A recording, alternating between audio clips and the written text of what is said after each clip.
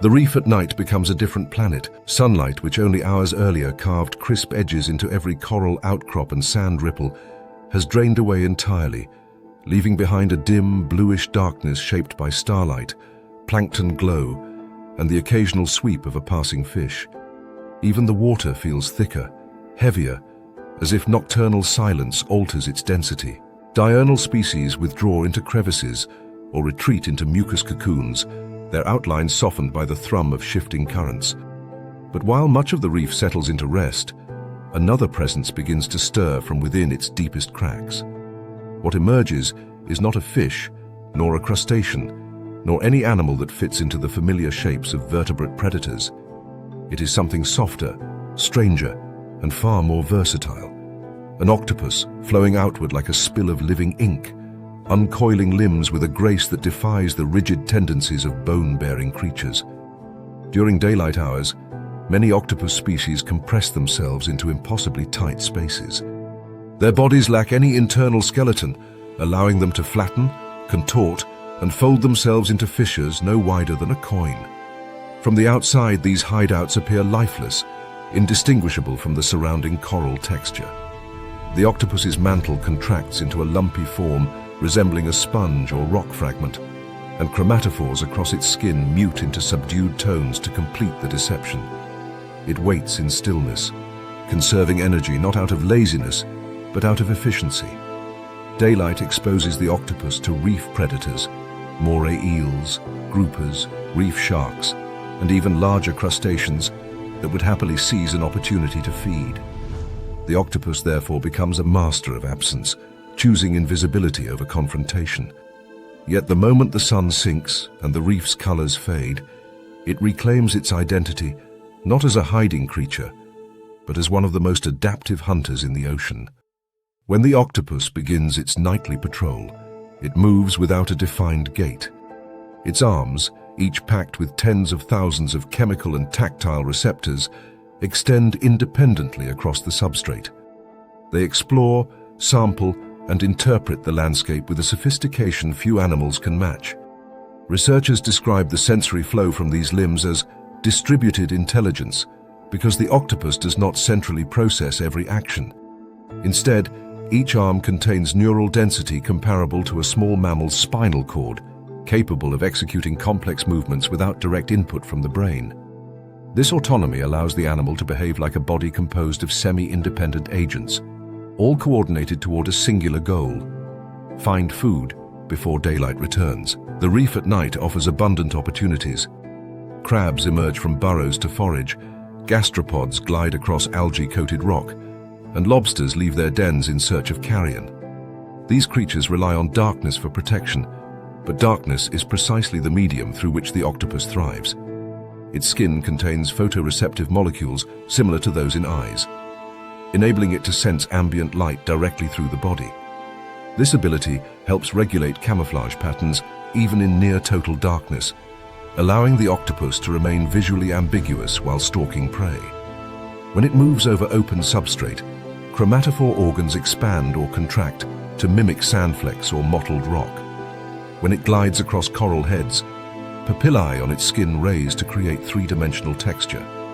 It can transform from a flat, stony mass to a shifting, flexible predator in a span of seconds, rendering any fixed description meaningless. One of the most distinctive features of the octopus's nightly hunt is its use of exploratory touch. As it advances across the reef, its arms extend into holes and cavities long before the animal's mantle ever comes close. A crab hidden deep within a burrow may remain invisible to the eye, but its presence becomes instantly apparent to the octopus when a probing arm brushes across its exoskeleton. The arm reacts reflexively, curling around the object as suckers clamp down, each sucker capable of independent adhesion and chemical sampling. The octopus then flows forward, engulfing the entrance to the hole with its webbing. This behavior, sometimes called parachuting, creates a dark, enclosed space where the fleeing crustacean has nowhere to escape. A swift bite delivers venom that paralyzes the prey and begins the process of softening its tissues. Crabs are frequent victims in this nocturnal economy, and for good reason. Their defensive strategies, which include rapid sideways locomotion and hard exoskeletons, are rendered ineffective in the narrow confines of their burrows. Some species attempt to block the entrance with sand or debris, but the octopus's arms can maneuver around such obstructions with ease. Once contact is made, resistance becomes futile. The octopus does not need brute force. It simply applies adaptive strength through dozens of suckers, each adjusting its grip in real time. After subduing its prey, the octopus retreats into a crevice where it consumes the crab by drilling a small hole into the exoskeleton using a tough, keratinized beak. Through this hole, a specialized venom dissolves muscle tissue from within, allowing the soft interior to be extracted with minimal effort. This high degree of precision extends to other prey as well. Shellfish, which evolved heavy armor to deter predators, find themselves vulnerable when an octopus arrives. The animal may wrap its arms around a bivalve and apply sustained tension until the adductor muscle fatigues.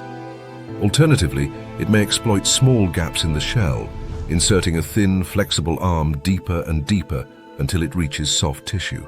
The patience required for such tasks is extraordinary.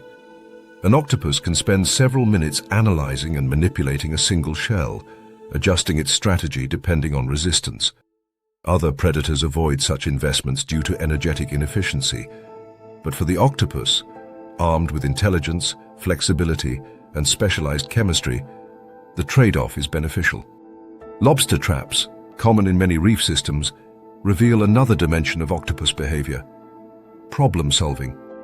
These traps are designed with narrow openings that allow lobsters to enter but not exit. For a vertebrate predator, this design would indeed be effective. But the octopus, capable of compressing its body to fit through gaps far smaller than its apparent size, treats these traps as convenient storage containers. Under cover of night, it glides inside, seizes the trapped lobsters, and feeds. In some regions, fishermen report hauling up traps containing only shells and octopus remains, evidence that the nocturnal reef burglar has once again exploited human engineering. Studies demonstrate that octopuses learn these patterns quickly, returning to traps with increasing frequency and efficiency. This behavior illustrates the octopus's remarkable capacity for memory, decision-making, and adaptation in response to new environmental structures.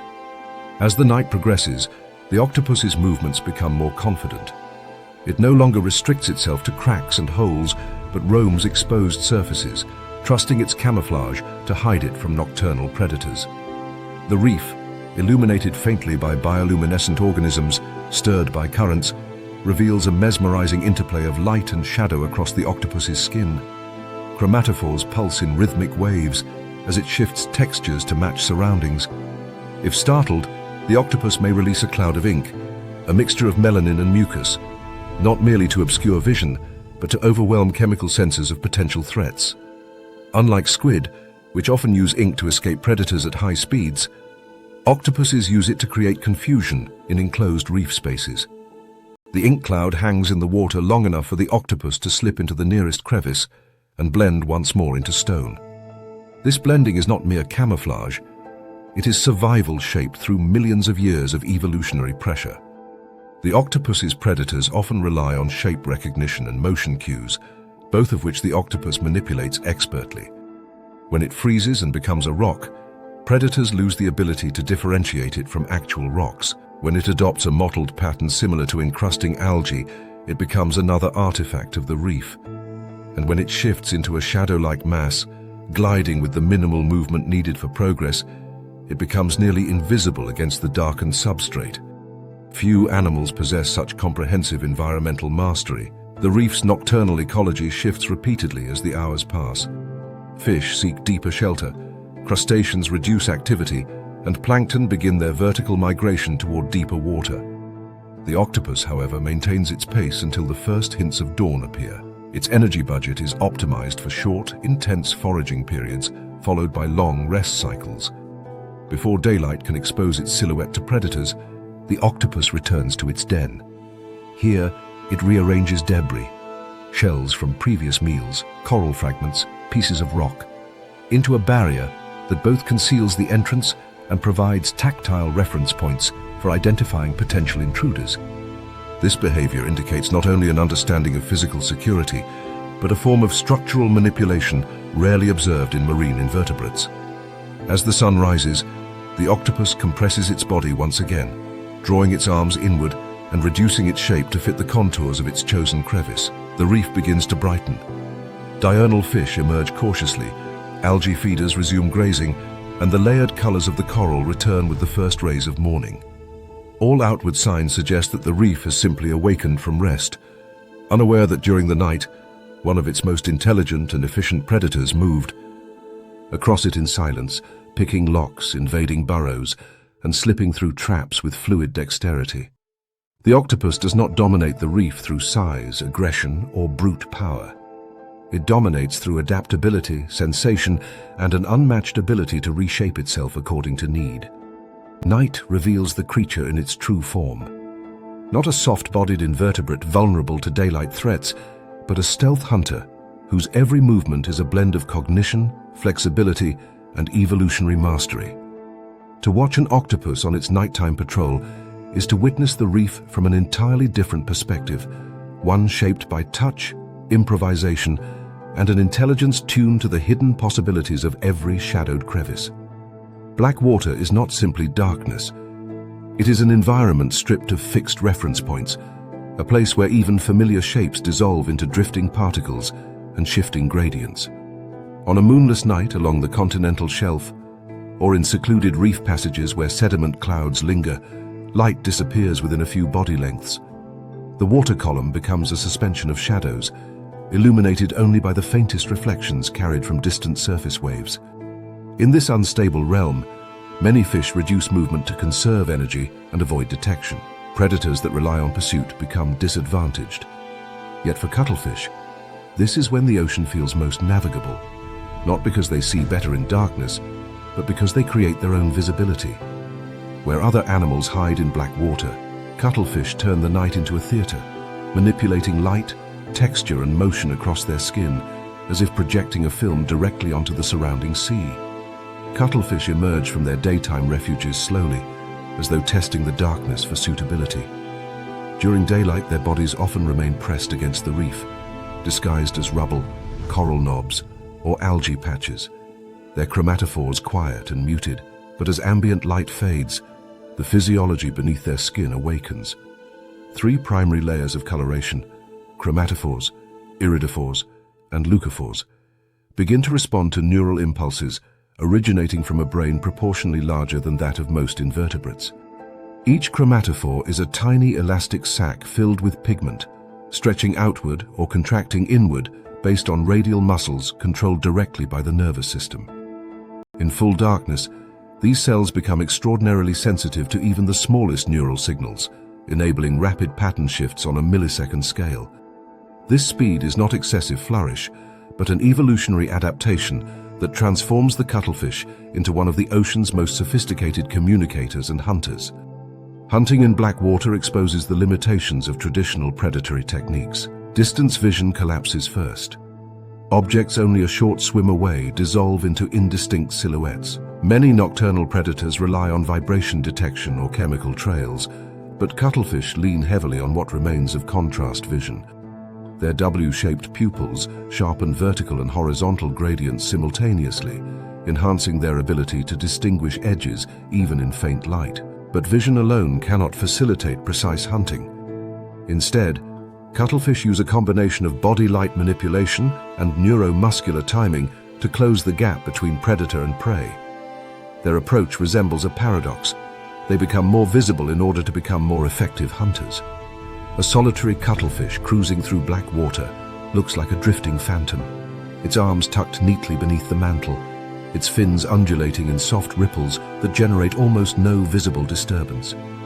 When a shrimp or small fish enters its detection range, often determined through subtle motion cues or the faint pressure waves detected by the lateral line analogues on its skin, the cuttlefish assesses distance with astonishing accuracy.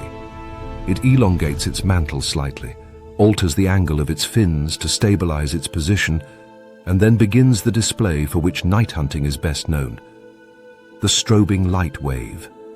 Across its skin, Chromatophores pulse open and closed in synchronized waves, producing rapid expansions of bright whites, yellows, and reds that travel across the mantle with hypnotic rhythm. Iridophores add shimmering blues and greens, reflecting ambient light in metallic tones. In complete darkness, these colors seem impossibly bright, as if they originate from an internal power source rather than reflected light. This illusion is enhanced by the cuttlefish's ability to modulate reflectivity on precise sections of the body, intensifying brightness in specific bands while subduing the surrounding region. The result is a sweeping pattern that resembles rolling electricity or the flicker of bioluminescent currents, though cuttlefish do not generate light themselves. They manipulate external photons with such precision that the effect is indistinguishable from true luminescence. To prey animals, this phenomenon is disorienting. Shrimp rely on simple visual systems designed to detect contrast changes associated with predators or background motion. But the cuttlefish's display scrambles these signals, producing false motion that overwhelms the prey's neural circuitry. Instead of identifying a predator advancing from a single direction, the shrimp sees expanding and contracting brightness from multiple angles at once. Its brain attempts and fails to interpret this cascade as meaningful threat information. The shrimp freezes, twitches, or drifts, unable to coordinate escape behavior. During this moment of confusion, the cuttlefish's tentacles, hidden until now, shoot forward with such velocity that they appear to materialize from the darkness. Two feeding tentacles extend from beneath the arm crown, propelled by elastic energy stored in specialized muscular structures. They strike the prey with adhesive pads, retract instantly, and deliver it into the grasp of 8 surrounding arms. The cuttlefish barely moves during the capture. Precision replaces pursuit, and the reef's most visually dramatic hunter remains nearly motionless even as it consumes its meal. Blackwater hunting also highlights the cuttlefish's capacity for three-dimensional camouflage. When not actively deploying strobe patterns, these animals shift into patterns that mimic open water rather than reef textures. Their leucophores reflect whatever ambient light exists, turning the cuttlefish into a neutral-toned silhouette that merges with the water column. This neutral state is a safety measure, preventing the predator from becoming a target during intervals between hunts.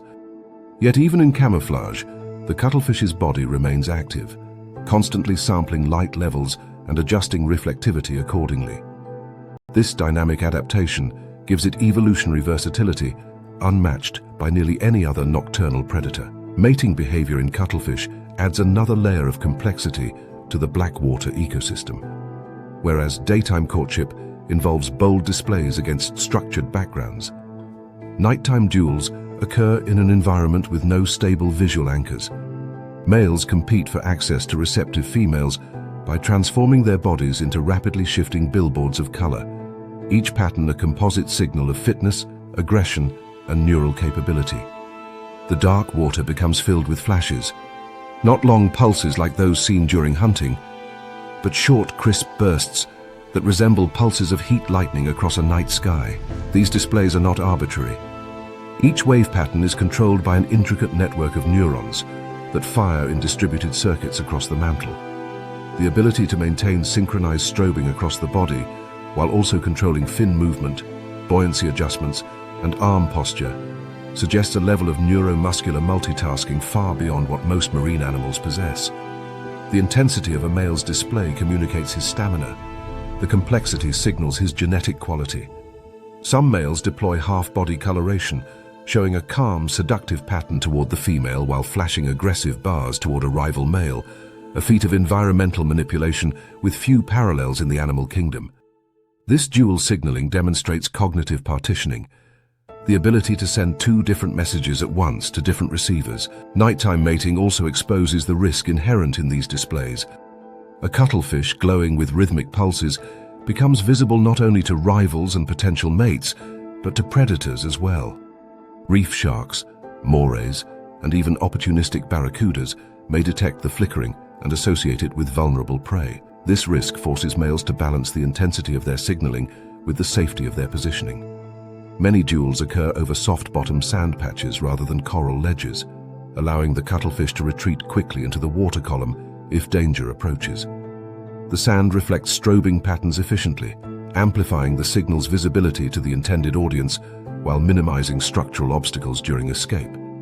Females evaluate these nighttime displays with equal sophistication. Their selection process is influenced not only by color waves, but by behavioral confidence, body posture, and timing. A male that synchronizes his display with prey abundance, using strobing waves to hunt successfully before initiating courtship, may advertise superior overall fitness. In some cases, females will test males by shifting positions subtly, forcing them to adjust their patterns in real time.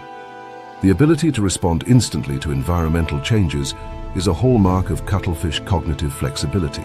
Beyond courtship, blackwater ecology also shapes social interactions among cuttlefish. Though typically solitary, cuttlefish exhibit periodic aggregations during peak mating seasons. These gatherings, visible only at night, resemble floating constellations of flickering shapes. Each individual maintains personal space but engages in subtle communication. Ripples of changing color, gentle fin undulations, and arm posturing that convey intent without physical confrontation. These gatherings reveal that cuttlefish are far from the simple ambush predators they may appear. They are expressive, interpretive, and capable of sophisticated negotiation within a fluid social landscape. As dawn approaches, cuttlefish begin withdrawing from the open water, their colors dim, patterns stabilize, and their fins slow to conserve energy. The biological light show concludes not with abrupt cessation, but with a gentle fade, like the last moments of a lantern extinguishing. The animals descend toward their daytime refuges, rocky crevices, coral hollows, or depressions in the sand, shifting back into static camouflage. Their strobe displays cease entirely, replaced by quiet mottling that reflects the gradual return of ambient light. Only the faint shimmer of iridophores remains active, catching the last traces of moonlight and hiding them within the cuttlefish's shifting silhouette. By sunrise, the reef appears unchanged, as if the vivid nocturnal battles, mesmerizing hunts, and dazzling communication never occurred. The cuttlefish rests, invisible once more, but the night's legacy persists across the ecosystem. Shrimp populations shift in distribution, fish schools learn to avoid certain open water zones during moonless nights, and predators that fail to intercept the cuttlefish's displays adjust their movement patterns accordingly. The blackwater stage leaves a subtle but profound imprint on the behavior of nearly every creature that occupies the reef. The hypnotic light show of the cuttlefish is not theatrics. It is an evolutionary strategy built from neural innovation, muscle coordination, and exquisite control over light itself. In a world where darkness should confer safety, the cuttlefish turns blackwater into a canvas for manipulation, bending the sensory environment to its advantage. It is hunter, artist, and illusionist, reshaping perception itself as a tool for survival. Night settles on the reef floor slowly, as if the weight of the water resists the arrival of darkness. The last threads of sunlight disappear behind the silhouettes of coral bommies, and the sandy plain between them grows colder, stiller, and strangely more exposed. Unlike the chaotic bursts of daytime activity, the nocturnal seabed is dominated by long stretches of silence, punctuated by brief flashes of movement. Hermit crabs shuffle across uneven patches of rubble. Grazing snails leave delicate trails behind them, and small fish venture close to the substrate in search of hidden prey.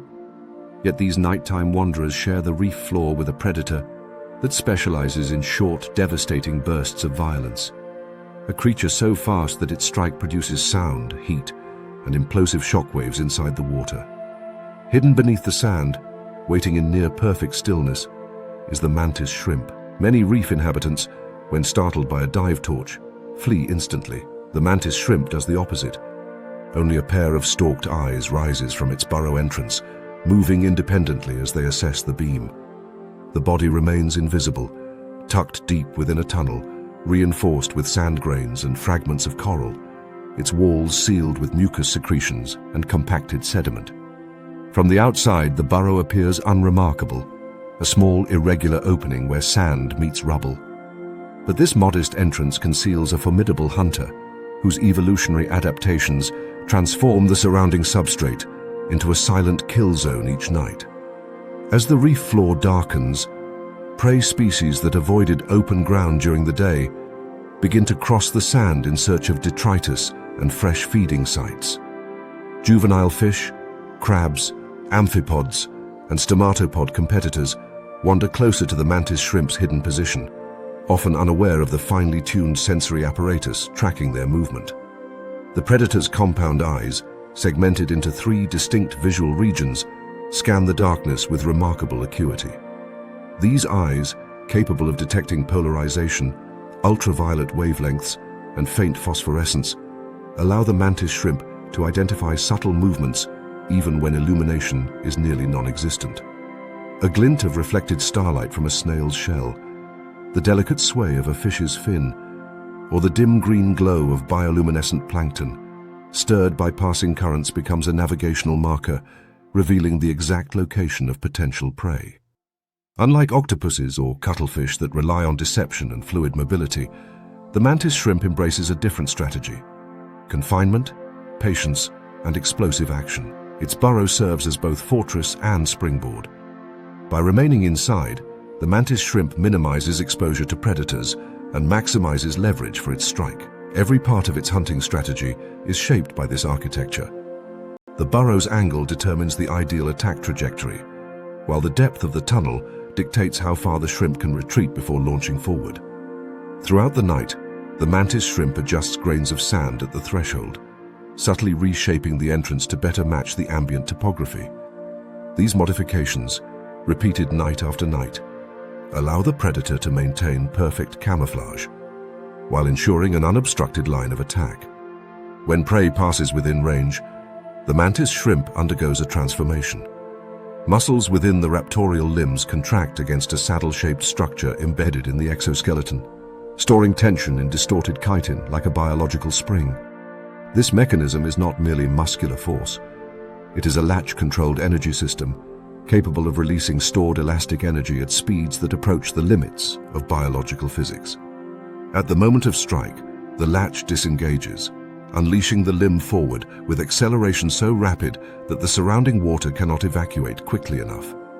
This creates cavitation, tiny vapor bubbles that collapse with acoustic shock, producing additional force on the prey, even if the limb does not make direct contact. In darkness, this effect becomes even more dramatic. A sudden thump echoes through the sand, a microburst of light flashes from the collapsing bubbles, and a crab's shell shatters before it fully registers the presence of a predator. For prey species active at night, these conditions create a paradox. The darkness should conceal them. Yet darkness favors the mantis shrimp precisely because the sensory cues it relies on become sharper and more distinct when color and brightness diminish. Motion becomes more obvious against uniform dark backdrops. Vibrations travel with fewer competing signals from diurnal activity. Even chemical gradients behave differently at night, as lower temperatures reduce diffusion rates. These shifts collectively give the mantis shrimp a predictive advantage. It can detect prey movements earlier, identify their direction with greater precision, and time its strike with almost supernatural accuracy. The mantis shrimp's sensory perception is not limited to visual cues. It uses its antennae to interpret disturbances in the boundary layer of water that clings to the reef floor. When a snail inches across sediment, its weight redistributes sand particles and produces microcurrents that ripple outward. These ripples may be imperceptible to nearly every creature in the vicinity, but the mantis shrimp detects them as clearly as a seismic instrument detecting tremors. This combination of vibration detection and visual acuity allows the predator to build a mental map of prey movements without ever leaving its burrow. The burrow itself plays a crucial role in amplifying these signals. Its shape funnels vibrations toward the interior, much like a parabolic dish directing sound waves.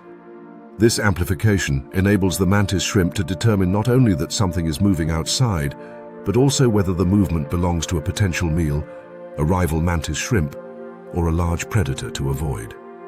When another mantis shrimp approaches, both individuals engage in ritualized displays, raising antennae and limbs in patterns that would be invisible in full daylight, but stand out clearly against the diffuse glow of night. Such encounters rarely escalate into full combat unless territory is contested, For mantis shrimp recognize that the cost of injury risks losing their entire hunting foundation, the burrow. Nighttime also reveals the mantis shrimp's surprising selectivity.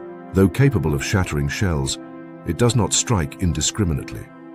It waits for prey of optimal size and hardness, avoiding objects too soft to justify a cavitation-enhanced blow or too hard to crack without risking limb damage. This selectivity reflects an energy efficiency strategy. Each strike consumes stored muscular energy and requires recovery time. A wasted strike not only loses potential food, but compromises the predator's ability to react to threats moments later. Thus, the mantis shrimp becomes a model of predatory calculus, balancing risk, reward, and timing with mechanical precision. A dive torch provides a rare window into this world. When a beam crosses a burrow, the mantis shrimp momentarily freezes its ocular rotations, locking its eyes onto the source. Those who have observed this underwater describe a sense of being studied, rather than merely watched. Each eye, capable of independent tracking, performs micro-adjustments that allow the shrimp to determine distance, angle, and motion with stunning detail. If the diver's light lingers too long, the mantis shrimp retreats deeper into the burrow, disappearing entirely. But if the beam passes quickly, the eyes remain at the threshold, continuing their surveillance of the nocturnal landscape as though the interruption were merely a passing shadow. By the deepest hours of the night, the reef floor becomes busiest. Crustaceans wander freely, certain fish sleep nestled among coral branches, and juvenile octopuses glide across rubble in search of their own prey. This increased traffic gives the mantis shrimp multiple hunting opportunities. Between strikes, it may emerge slightly from the burrow, repositioning itself to improve angles or rebuild collapsed sections. Using its limbs like shovels, it rearranges sediment and coral pieces, reinforcing the structure against shifting currents and predators that might attempt to excavate it.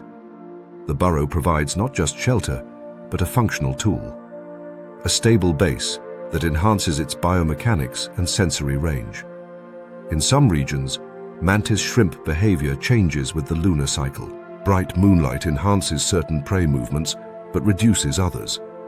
The shrimp must recalibrate its ambush strategy, selecting deeper burrows or altering strike timing based on shadow direction. During pitch-black nights, its reliance on polarization, vision, and vibration detection becomes paramount, turning the seemingly featureless seabed into a richly structured sensory map of moving bodies and shifting currents. As dawn approaches, the nocturnal reef floor community begins to withdraw. Crabs retreat to burrows, fish ascend into the water column, and the substrate grows quiet once more. The mantis shrimp, having executed multiple strikes, or perhaps none at all depending on conditions, retreats into the safety of its den. It seals the entrance with sand, leaving no sign of its presence. Daylight transforms the reef back into a colorful tapestry, concealing entirely the violence and precision that occurred in the sediment hours before. Only shattered shell fragments scattered across patches of sand hint that a predator used the darkness to reset the balance of the ecosystem. The mantis shrimp's success as a nocturnal hunter lies in its mastery of timing, physics, and sensory integration. It does not pursue prey across long distances or engage in dramatic displays like the reef's more conspicuous predators. Instead, it waits beneath the substrate, harnessing the quiet rhythms of the night to amplify its advantages. Every strike is a calculated release of stored energy, every sensory cue a thread woven into the fabric of survival. Watching this creature hunt is less like observing an animal, and more like witnessing a precise mechanical event executed with biological elegance, a fusion of neural design, structural engineering, and evolutionary refinement. Hidden beneath the sand, the mantis shrimp becomes the reef's tiny night sniper, striking with speed that outpaces the eye, power that defies size, and accuracy that transforms the darkness into a perfect hunting stage. Night does not simply cover the reef, it transforms it. What had been a bustling mosaic of color and motion becomes a subdued world of suspended shapes and muted rhythms. Reef fish, which spent the day weaving intricate patrol routes through coral structures, now settle into crevices or hover in a state of reduced awareness known as sleep swimming. Planktivores drift upward in the water column, as larvae and microorganisms rise on the nightly tide of vertical migration. The darkness erases long-distance visibility, narrowing the sensory universe of every creature on the reef. In this quiet shift from day to night, one predator moves into its element, not by speeding up, but by slowing almost to stillness. The lionfish, adorned with its flowing fins and venom-tipped spines, becomes a suspended hazard in the black water, a beautiful and deadly presence that preys not through speed or force, but through the careful manipulation of space, light, and confusion. During the daylight hours, lionfish already hold an advantage over many reef animals. Their ornate fins and bold stripes, patterns that should theoretically alert prey to danger, serve instead as disruptive camouflage. Against a busy coral backdrop, those patterns dissolve into a visual puzzle. But at night, lionfish no longer depend on blending in. Darkness cleans the background to a deep, uniform shadow, revealing their silhouettes in crisp contrast. Their fins spread outward like delicate fans, their spines glowing faintly under any available light. To human divers, this sight can be mesmerizing. A stationary shape, hovering inches above a wreck beam or coral ledge, appearing tame, almost lethargic. Yet this stillness is one of the most sophisticated ambush strategies in the reef ecosystem. Hovering is not passive for the lionfish, it is a method of information acquisition. By reducing its own movement, the lionfish eliminates self-generated turbulence, allowing it to detect microcurrents created by prey. Sleep-swimming fish produce subtle fin flicks as they maintain neutral buoyancy, and crustaceans scuttle along substrate edges with predictable mechanical vibrations. These signals travel through water more clearly at night, when fewer animals disturb the hydrodynamic landscape. From its position near a vertical structure, whether the pillar of a pier, the corner of a reef head, or the rib of a rusted shipwreck, the lionfish listens through its lateral line. This sensory organ translates water displacement into neurological patterns, revealing not only the presence of prey, but also its direction, depth, and degree of alertness. Lionfish do not rush toward prey. Instead, they initiate one of the most unique predatory sequences in marine ecology: behavioral herding. By flaring their pectoral fins into an expansive fan, they create a wall of visual and physical obstruction. Their bodies move slowly, sweeping outward in increments barely visible under faint ambient light. A drowsy fish, suddenly confronted with an approaching barrier, instinctively retreats. But the direction of escape is not random. The predator guides it toward a corner, a cavity, or a wedge formed by coral branches or wreck structures. Each micro-movement of the lionfish amplifies this channeling effect. Fins undulate in synchronized patterns, creating a flow field that subtly pushes water around the prey. It is not suction, nor is it direct pressure. Rather, it is a gentle redirection, so soft that prey do not interpret it as threat. In the confined space of a reef alcove or pillar overhang, the prey loses options. Sleep-swimming fish, weakened by reduced neurological activity, do not exhibit their sharp daytime reflexes. Their strike response, which depends on vision and lateral line sensitivity, becomes sluggish. When the prey reaches the boundary of available space, the lionfish pauses. The moment is almost serene. But in that calm, the predator performs its final act of precision. With a sudden forward thrust that lasts only fractions of a second, the lionfish opens its mouth into a vacuum-like expansion. The rapid opening generates negative pressure so strong that the prey is sucked inward before it can register the predator's movement. This suction feeding, among the fastest in coral reef predators, is silent and devastatingly effective. What moments before appeared as a still, floating ornament becomes a decisive and specialized hunter. Dive torches illuminate this process with almost theatrical effect. When a diver's beam sweeps across a lionfish, the predator does not dart away or retreat. Instead, it freezes in its hover, its eyes reflecting the light with an eerie, gemstone-like clarity. Those eyes, though seemingly passive, can track the direction of the beam and use its illumination to their advantage. The torchlight outlines prey more dramatically, heightening contrast and revealing silhouettes previously hidden in the dark. Lionfish exploit this artificial clarity, timing their strikes when prey becomes momentarily visible and thus easier to herd.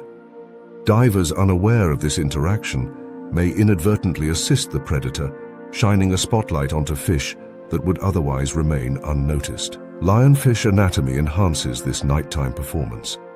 Their spines, arranged like ornate crown plumes, hold potent venom that delivers a combination of neurotoxic and tissue-damaging effects. In daylight, these spines serve primarily as deterrents.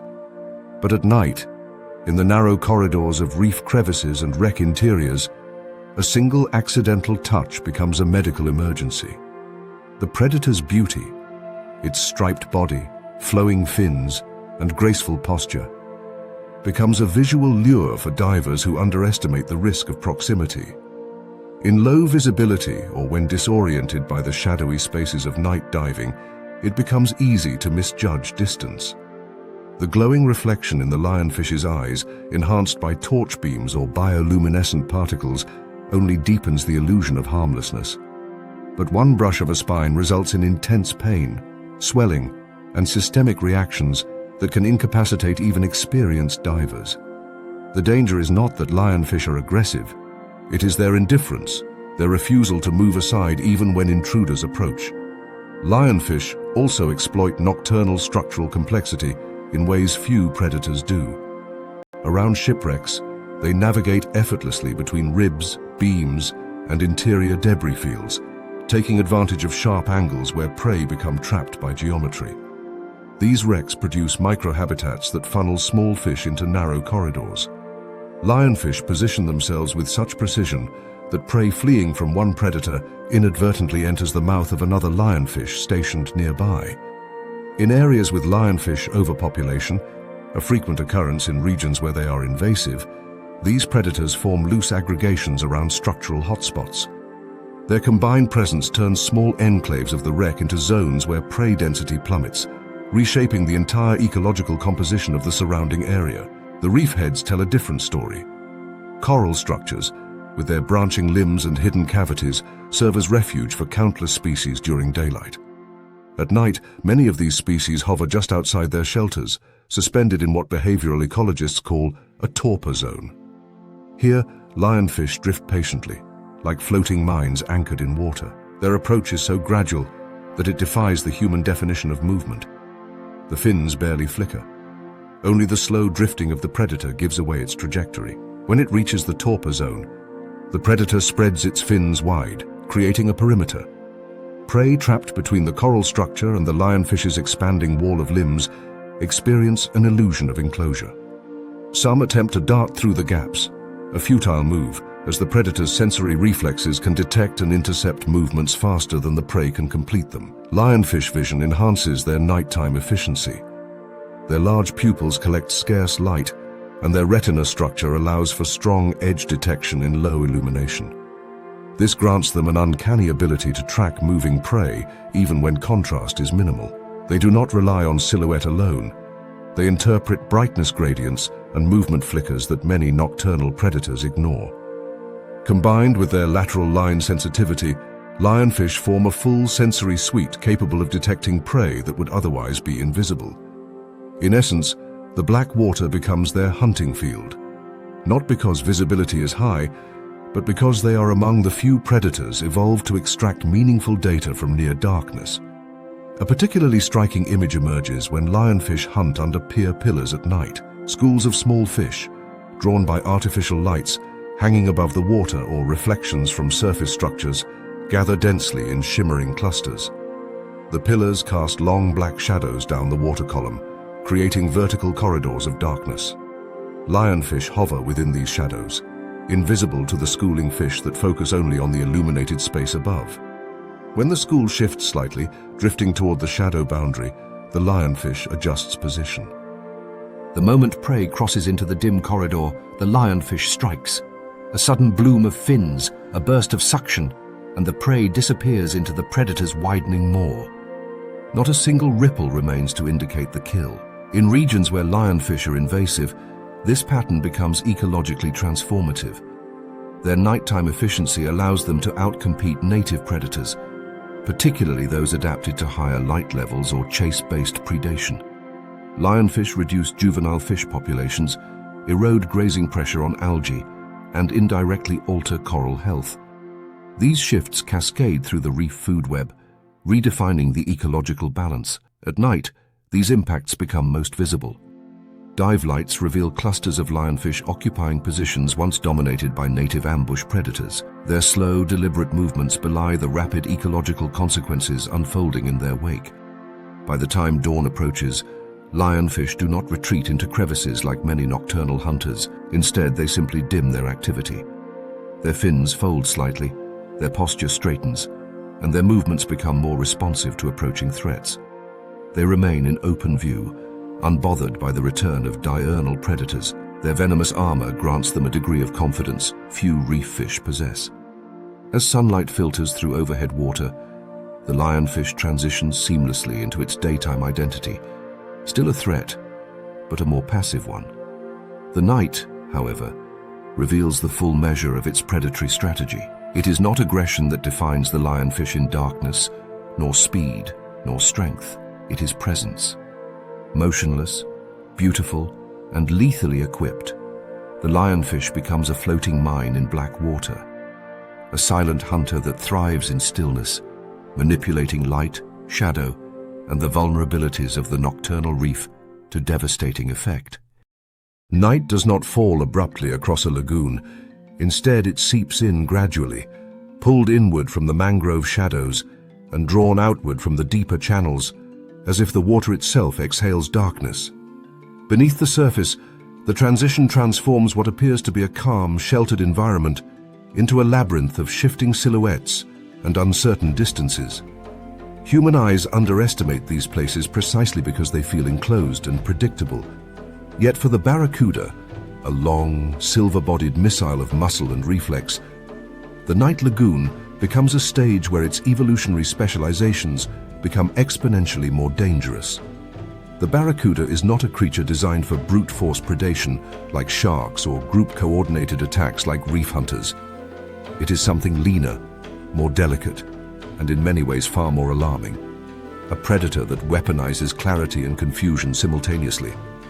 Under docks and mooring lights, the water gains a shimmering vertical gradient. Above, harsh white light spills into the surface, creating a lens-like sheen. Below, the beam diffuses into soft, unstable halos, where hundreds of small fish, stirred by insect fallouts and drifting plankton, aggregate in spiraling patterns. Light pollution, though barely considered by humans standing on the pier, reorganizes the nocturnal food web. Tiny crustaceans rise toward illumination, as if drawn by gravity reversed. Baitfish gather where food concentrates. And just beyond the reach of the light, the water holds a curiously empty stillness. This is where the barracuda waits. Perfectly motionless, head angled slightly upward, body aligned with the shadows, in a way that dissolves its outline into the lagoon's darker water. Stillness in a barracuda is not rest, but calculation. Its musculature is composed of fibers designed for explosive contraction rather than sustained movement. When it holds position, it conserves energy with a precision that borders on mechanical. Even its fins do not betray motion. Tiny adjustments come from microflexes of the tail and subtle shifts of the pectoral fins that barely disturb the surrounding medium. The fish becomes a suspended blade, waiting for the moment when the interplay between light and movement grants it the opportunity it requires. Unlike many nocturnal predators that depend on stealth or ambush cover, the barracuda leverages geometry, the alignment of backlit silhouettes against the halo field of artificial light. Once prey enters the illuminated area, the barracuda sees it not as a form, but as a disruption of light pathways, a flicker against the backdrop of refracted brightness. The barracuda's eyes are engineered for these conditions. With a high density of rod cells, their retinas excel in low light acuity, capable of detecting contrast differences in the faintest luminescence. The reflective layer behind the retina, similar to that of nocturnal mammals, enhances this sensitivity, allowing barracudas to discern fine details, even when humans barely perceive shapes. What this means practically is that the fish perceives a small sardine swimming through a cone of dock light, not as a dim streak, but as a vivid flash, amplified by scale reflections and the inherent shimmer of silvery prey fish. Every twitch, every change in angle, produces a burst of scattered light. The barracuda sees these bursts as signals, each revealing the prey's exact orientation, stress level, and trajectory. Speed becomes the final variable in this nighttime equation. In daylight, prey species often rely on peripheral awareness and collective schooling behavior to evade predators. The open ocean during bright hours is a landscape where reaction time can save a life. But at night, when visual range contracts dramatically, prey cannot detect the initial approach of a barracuda. They only perceive the predator in the final instant, a single flash followed by abrupt disappearance, as if the predator teleported through space rather than traveled across it. Indeed, high-speed footage reveals that barracudas accelerate in bursts so rapid that their bodies seem to blur through the water column.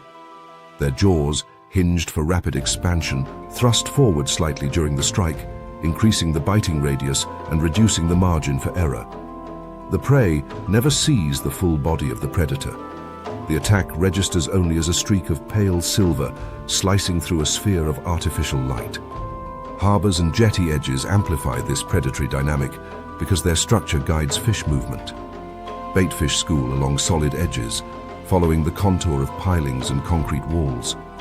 Their instinct to avoid open water and remain close to structure becomes their downfall at night, as these corridors compress their escape routes. A barracuda patrolling the jetty becomes a sentinel in a perfectly engineered ambush channel, moving up and down the line of the barrier in slow, deliberate passes. Every time it reverses direction, its movement stirs plankton and small fish ahead of it, causing them to scatter, a behavior the predator uses to map prey density. Sound travels efficiently through the jetty structure, allowing the barracuda to sense vibrations from boats, swimmers, or the frantic pulses of frightened fish. Yet these vibrations do not startle the predator. They simply refine its mental blueprint of the lagoon's activity. The lagoon itself, though seemingly calm, hosts an intricate thermal gradient at night. Shallower sections retain warmth, while deeper pockets cool rapidly, creating subtle microcurrents. These currents influence how chemical cues drift, shaping predator-prey interactions. Barracudas, unlike sharks, do not rely heavily on olfaction. Their senses prioritize sight and mechanoreception, the latter facilitated by their lateral line, a finely tuned array of sensory organs that detect water displacement. A swimming mullet might generate a pressure wave that travels outward in concentric rings, invisible to the eye but obvious to the barracuda. The predator interprets this as both an orientation marker and an indicator of prey size. But during the quiet hours of the night, mechanoreception is less about finding prey and more about confirming the final alignment before the strike. For humans, the danger of encountering barracudas in these environments is not that the fish perceives them as prey, but rather that humans inadvertently mimic the sensory triggers that signal vulnerable prey behavior. A single flash, the glint of a watch face, the reflection of a dive knife, or the flicker of a handheld light, can draw a barracuda's attention. The fish interprets the sharp, transient burst of brightness the same way it would interpret the reflective scales of an injured fish. Underwater lights, when moved erratically, produce patterns that resemble the panic swimming of baitfish under attack. Many recorded barracuda strikes on humans were rapid, purely reflexive events in which the predator reacted not to the person, but to the flash signature originating from equipment or jewelry. This reflexive capacity underscores the barracuda's reliance on microsecond decisions. Unlike sharks, which often investigate unfamiliar objects through cautious test bites, barracudas do not engage in curiosity behavior. Their strikes are predicated on a narrow bandwidth of stimuli: movement, reflection, and silhouette. Remove those stimuli, and the fish is merely another presence in the lagoon. Introduce them, and the predator becomes a missile already committed to impact the moment the stimulus activates its response loop. This is why calm night swims can rapidly transform into ambush corridors. Not because barracudas patrol aggressively, but because the sensory environment becomes distorted by the lights humans introduce. The ecology of these lagoons reveals why barracudas are so frequently encountered near them. Docks and harbors concentrate nutrients, both from natural tidal cycling and from human activity. Residual fish scraps, dislodged mussels, and microorganisms thrive around these structures. This creates artificial food webs with enormous biomass for small predators, and where small predators thrive, larger predators are never far behind. Barracudas take advantage of these unnatural aggregations, positioning themselves just outside the halo of human disturbance. Their presence is not aggression, but adaptation, a logical response to anthropogenic changes that unintentionally create perfect hunting grounds. In jetty ecosystems, rocks and boulders create pockets of still water where juvenile fish hide. These areas serve as nurseries, drawing barracuda both as hunters and as competitors for space.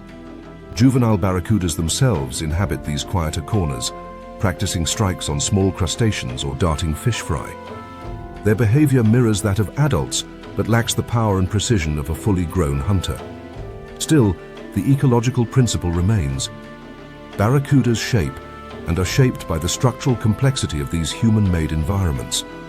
They adapt their strike angles to the geometry of pilings, adjust depth according to the height of dock lights, and even synchronize patrols with tidal rhythms that funnel prey into predictable zones. As the night deepens, the lagoon becomes even quieter. The initial bustle of dusk feeding has faded, and a calm settles across the water that belies the intense sensory exchanges occurring below. The barracuda shifts position slightly, moving from the open approach channels to the more confined areas near the mouth of the harbor. This repositioning is strategic. Fish that entered earlier now exit on the falling tide, compressed into narrow pathways by the lagoon's outgoing flow. The predator, aware of these tidal patterns through mechanoreception and subtle pressure changes, positions itself like a gatekeeper. Here, even a faint ripple of movement can spur an instantaneous attack. Toward the late hours, the barracuda's strategy changes yet again.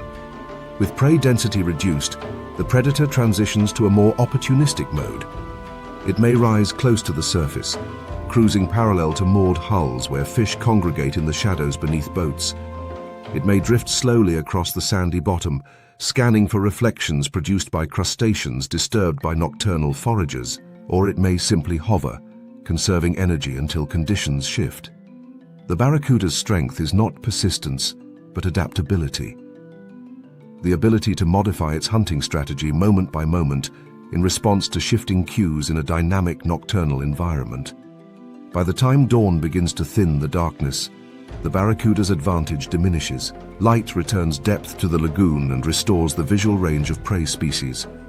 The predators withdraw to deeper channels or move to offshore reefs, where daytime hunting requires different tactics. The eerie calm that settled over the water during the night dissipates as bait fish scatter under the growing brightness. What remains is an environment subtly reshaped by the hidden events of the night. Shifts in prey distribution, changes in behavioral patterns, and the lingering awareness, for those who understand the lagoon's dynamics, that the seemingly serene waters of nighttime harbors conceal some of the ocean's most precise, instantaneous hunters. The barracuda's nocturnal world is not defined by aggression, but by sensory mastery. It thrives in the thin boundary between darkness and artificial light, where evolution meets human interference, and where a single flash can redraw the balance between survival and predation. In this environment, the predator does not chase. It waits, interprets, and strikes with a speed so abrupt it appears supernatural. Understanding this animal in its nighttime domain reveals the complexity of ecosystems altered by light and structure.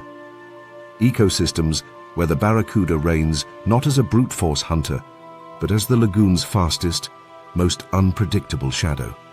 Night in the estuary does not arrive with the sweeping transformation seen in open coasts or coral reefs. It arrives by accumulation.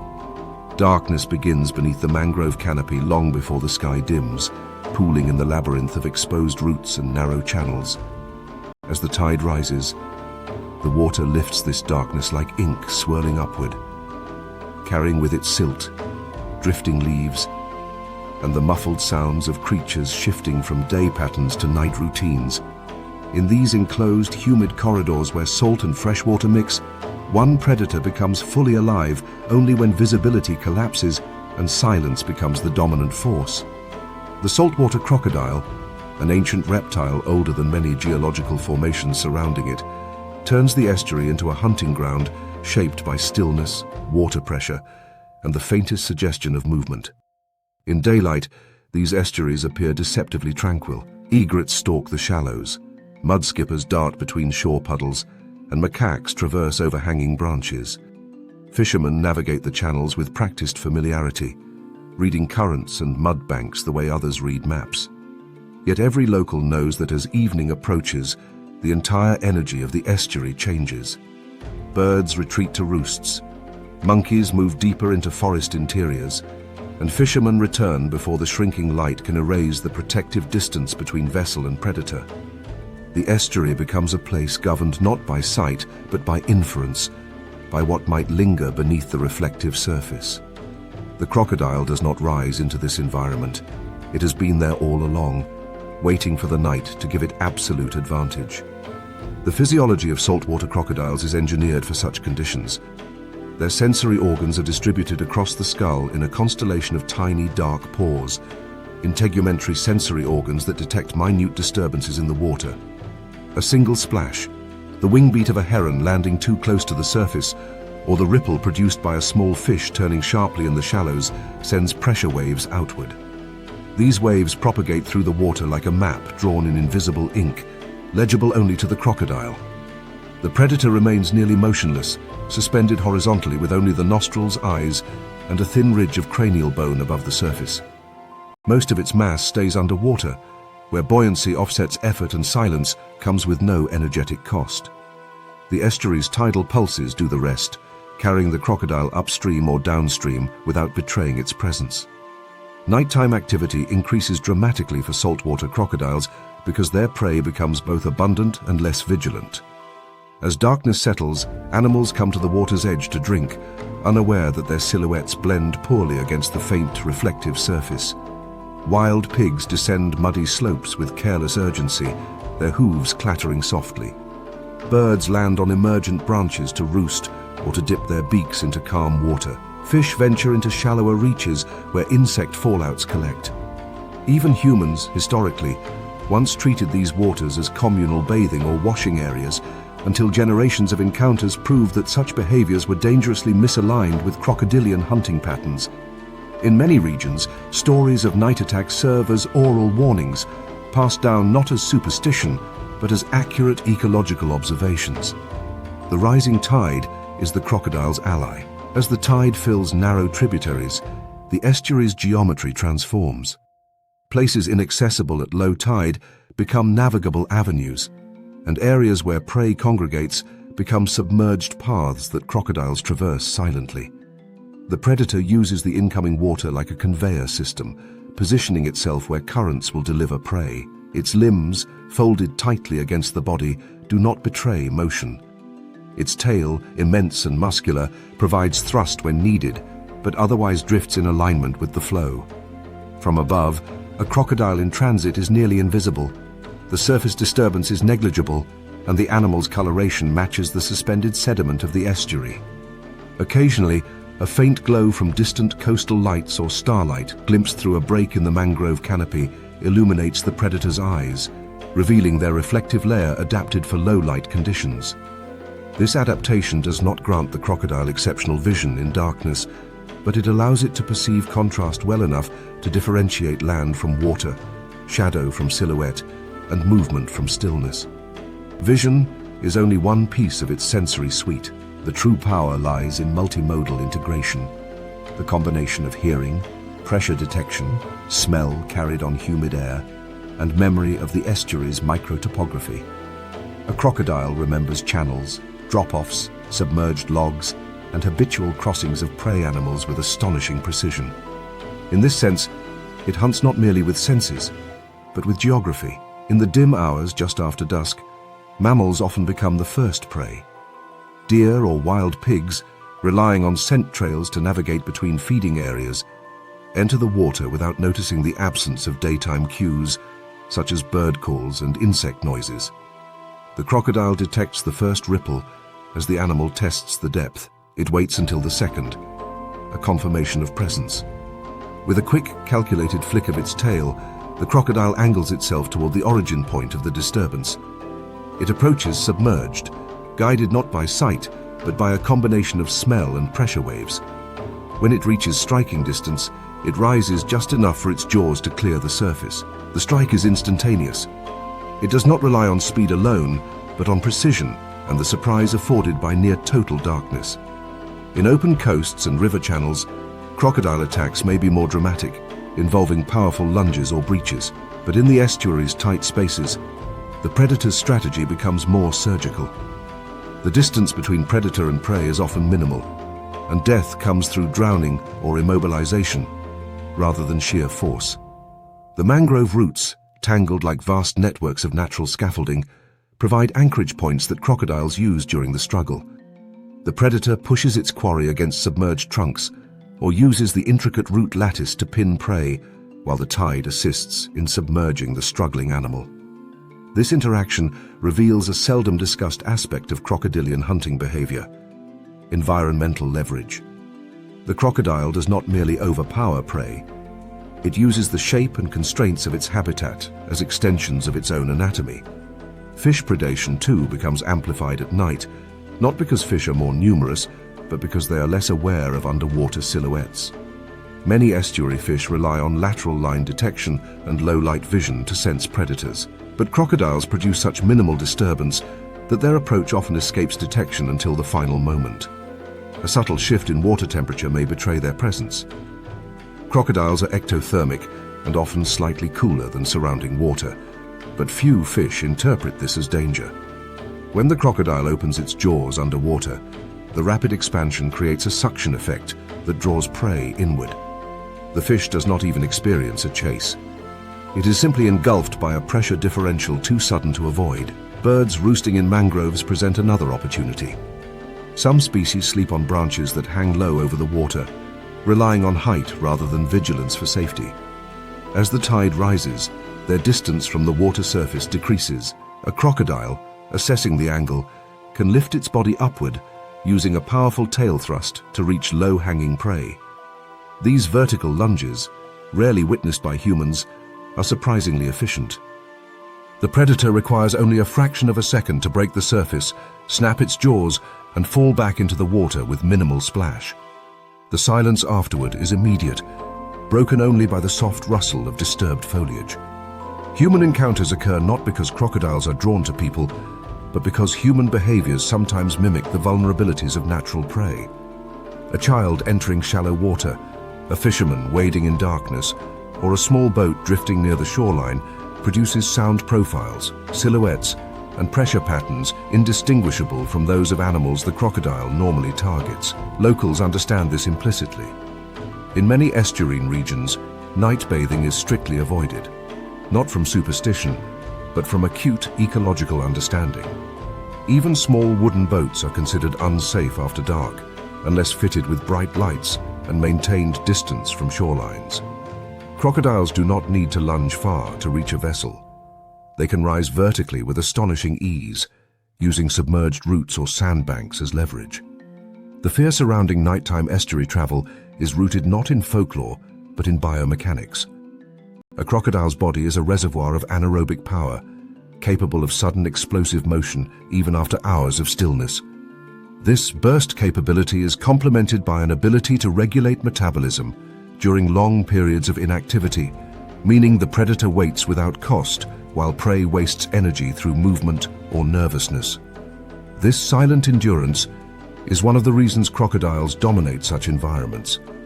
They win not through pursuit, but through patience, terrain mastery, and the sensory advantages provided by darkness. As the night deepens toward its quietest hours, tides reverse, sending water back toward the ocean. The crocodile, aware of this shift not through conscious reasoning, but through sensory cues and long-ingrained behavioral rhythms, adjusts its position.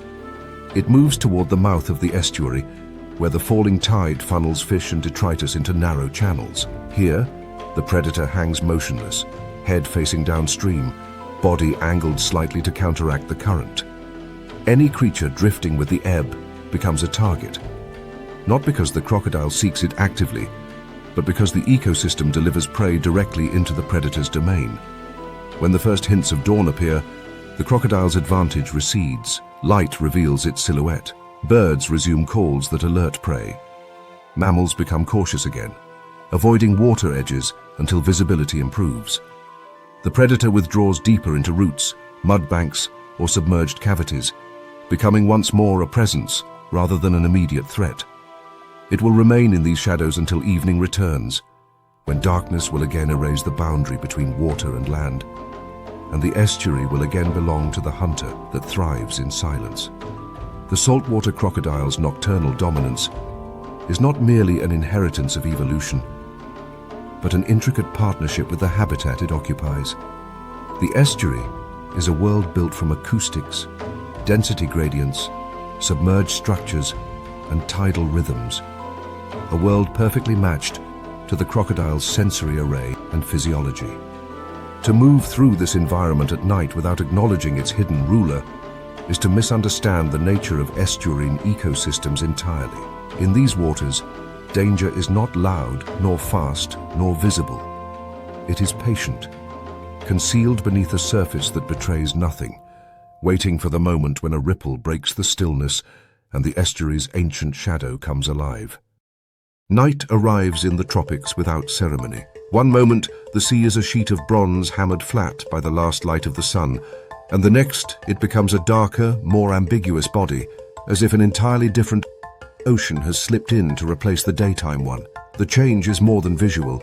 It is chemical, thermal, and behavioral, reorganizing the hierarchy of nearly every creature that lives in the shallows. The warm surface layer begins to cool, altering how scents drift and how sound carries. Plankton ascends from deeper strata in a daily migration that has been repeated since prehistoric oceans. Small fish follow that ascent, and predators follow the fish. Among these nocturnal opportunists, none is better engineered for dominance than the tiger shark, a creature whose massive silhouette seems to materialize from the boundary where the sandbar drops into open water. A reminder that darkness is not the shark's limitation, but its ally. The sandbar environment itself is deceptively simple. It is a shallow ridge, often no deeper than the height of a standing human, formed by currents piling sediment into a narrow shelf that parallels the shoreline. During the day, it acts as a playground for reef fish and a resting ground for sea turtles that surface to breathe before gliding back to deeper water. But after dusk, this same ridge becomes a conveyor of scent and movement. Water flowing off the reef carries with it the odors of injured fish, discarded scraps from territorial disputes, and trails of mucus left by rays, stirring the sand for hidden invertebrates. The tiger shark moves along this line with a patience that is nearly geological, its pace unhurried, its motivation uncompromised. Its body is not built for chase, but for certainty. Broad head, muscular torso, and a metabolism adapted to sporadic bursts of heavy feeding rather than constant exertion. The shark does not need to hurry because the sandbar funnels life like a natural trap. As daylight fades, the rules of visibility change. Colors desaturate first, then shapes begin to blend as the sea absorbs the last wavelengths of light. Humans experience this transition as a loss of detail, but for the tiger shark, whose retinas contain an unusually high density of rod cells, the scene becomes more readable rather than less. These light-sensitive cells amplify faint luminescence, allowing the shark to distinguish movement long after other animals have surrendered to the dark. The tapetum lucidum behind the retina reflects light back through the rods a second time, effectively doubling the shark's visual sensitivity. This adaptation is so efficient that biologists studying tiger shark eye physiology found that even starlight provides enough illumination for the predator to track silhouettes. What appears murky to humans is for the shark a landscape of contrasts. The rounded outline of a resting turtle, the rhythmic pulse of a stingray's pectoral fins stirring sediment, the jittery, nervous movement of goatfish feeding at night. The tiger shark's patrols along the drop-off line are not the aimless wanderings of a large carnivore, but a strategy evolved from countless generations of selective pressure. The drop-off forms a corridor between reef and deep water, and its edge concentrates both prey density and vulnerability. Many reef species retreat to deeper water at night to avoid predators that specialize in low-light hunting, while others venture into the shallows searching for food that is inaccessible during daylight when larger predators roam the reef crest. This ebb and flow of life across the sandbar resembles the pulse of a living organism, and the tiger shark positions itself at the crossroads of that pulse. Its wide, blunted snout houses electroreceptors capable of detecting faint electrical fields from muscle contractions beneath the sand. These sensory pits, the ampullae of Lorenzini, allow the shark to gather information even when visibility collapses entirely. A buried ray, a fish asleep inside a coral cavity, or a turtle resting near the surface cannot hide the electrical signature of its heartbeat. In scientific studies conducted on tropical reef systems, researchers found that tiger sharks increase their hunting activity significantly at dusk and into the early hours of the night.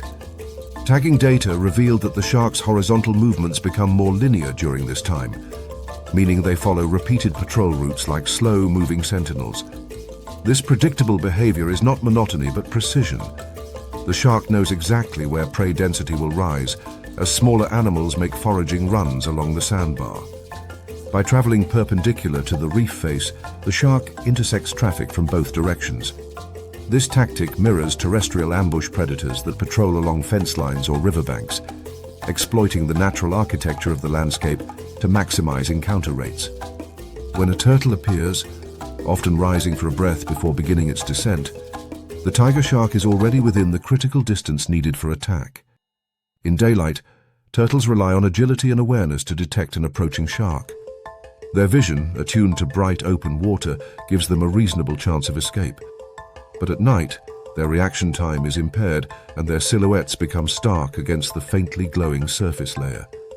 The shark turns slightly, angling its approach to obscure its outline until the final moment.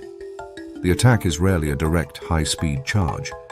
Instead, the shark uses short bursts of acceleration, exploiting the turtle's inertia and slower maneuverability.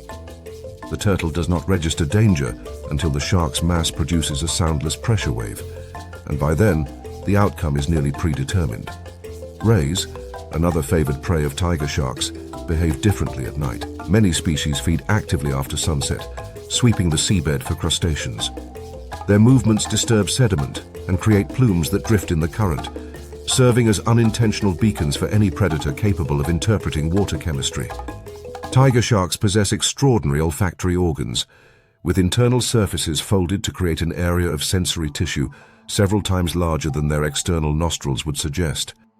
They can detect gradients of scent so faint that they effectively smell direction in 3 dimensions. A single injured fish on the reef can create a plume that disperses across the sandbar within minutes, and the shark's senses are tuned to locate the densest, freshest portion of that plume, the point closest to the origin. Near human beaches, this nocturnal dynamic grows more complicated. Artificial lights from piers, harbors, and anchored boats act like accidental lures. Light attracts plankton. Plankton attracts small fish. Small fish attract larger fish, and the resulting aggregation draws in apex predators like tiger sharks. This cascade is a well-documented phenomenon in marine ecology known as positive phototaxis, and while it benefits recreational fishermen and underwater photographers, it also increases the risk of unintended shark encounters. Several recorded tiger shark strikes on turtles and fish near illuminated beaches show the predator making rapid incursions within meters of shore. The shark is not targeting humans, it is following an artificially compressed food chain. But the result is a narrow zone where shark, prey, and swimmer can occupy the same water column with only moments separating their arrival. Contrary to popular belief, tiger sharks are not reckless hunters. Their intelligence is evident in their ability to evaluate risk, test unfamiliar objects with gentle bites, and abandon pursuit when energetic costs outweigh potential benefit. At night, this cost-benefit analysis becomes even more important. A chase expends energy that the shark cannot easily replace, especially if the prey escapes into terrain unfavorable for large-bodied predators. The sandbar relieves this problem by offering predictable terrain, flat substrate, few obstructions, and stable depth. It is the marine equivalent of a hunting lane, minimizing wasted motion and maximizing encounters with vulnerable animals. Ecologists studying prey behavior have noted that many species modify their nightly routines specifically to avoid tiger sharks. Some fish bury themselves in sand, reducing electrical output by lowering metabolic activity. Others gather in schools near coral heads, creating confusing overlapping silhouettes. Sea turtles often time their surfacing intervals to coincide with moments when nearby sharks are not ascending. These strategies reveal the evolutionary arms race at play. Every adaptation by prey incites a counter-adaptation by predator, and vice versa. The tiger shark's mastery of the sandbar environment is not a singular advantage, but the result of many such exchanges over millennia. The deeper implication of these nightly patrols is that tiger sharks function as regulators of coastal ecosystems. By hunting in predictable corridors, they influence where herbivorous fish graze, where turtles risk sleeping, and where rays forage. These decisions shape the distribution of algae, seagrass, and invertebrate populations across entire reef systems. Without tiger sharks, many prey species would graze unchecked, altering the composition of the benthic community. The sandbar, seemingly just a shallow margin of the reef, becomes a stage where balance is maintained through fear, awareness, and the relentless presence of a top predator. As night deepens, the tiger shark eventually shifts away from the sandbar, descending into deeper water where the temperature drops slightly and the density of prey changes. Its patrol ends not because the ecosystem rests, but because it responds to a new set of cues: rising scent from deeper currents, bioluminescent flashes from mid-water organisms, and internal rhythms governed by hormones that track the lunar cycle. The shark slips off the edge of the shelf without effort, vanishing into the blue-black gradient as silently as it arrived, leaving behind a sandbar that will once again transform when sunrise reverses the chemical and behavioral choreography of the reef. The tiger shark's dominance of the midnight sandbar is not a spectacle of violence, but a demonstration of ecological precision.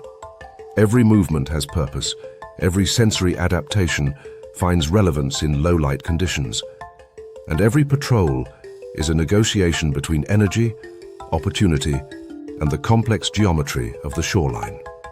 To witness this hunting pattern is to understand that the shark is not merely a nocturnal predator, but an architect of coastal stability, shaping ecosystems through presence as much as through predation.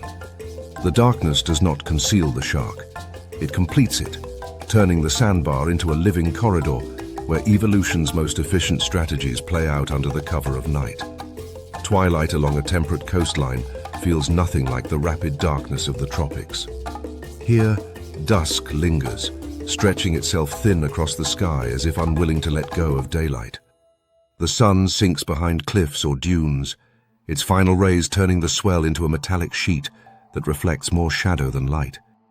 But this dimming does something profound below the surface. It erodes the visual advantage that has protected seals and sea lions throughout the day. Their sharp eyes, tuned for high-contrast water, lose the ability to distinguish silhouettes with the same clarity. The ocean is no longer blue, but a layered gradient of grey. In these conditions, the great white shark begins its ascent from deeper contours, rising like a moving fault line from the thermocline into the shallows, where pinnipeds commute between feeding grounds and haul-out sites. What appears to humans as a peaceful evening ocean is, in reality, the opening of the great white's primary window of opportunity. Great whites specialize in hunting mammals, animals that, despite their speed and agility, are limited to the surface for breathing. This single requirement shapes the geometry of virtually every predatory event. In daylight, seals use the sun to their advantage, glancing upward to scan for dark shapes approaching from below. But as twilight deepens, the contrast evaporates. Light no longer penetrates the water column in straight, predictable rays. Instead, it scatters, refracts, and fragments through surface textures, creating a chaotic ceiling where shadows dissolve. The seal's vigilance, which relies on reading this ceiling, becomes compromised. The shark's counter-strategy begins to make evolutionary sense only when viewed through this shifting interplay of illumination and depth. A great white preparing for a hit-and-run attack rarely cruises casually.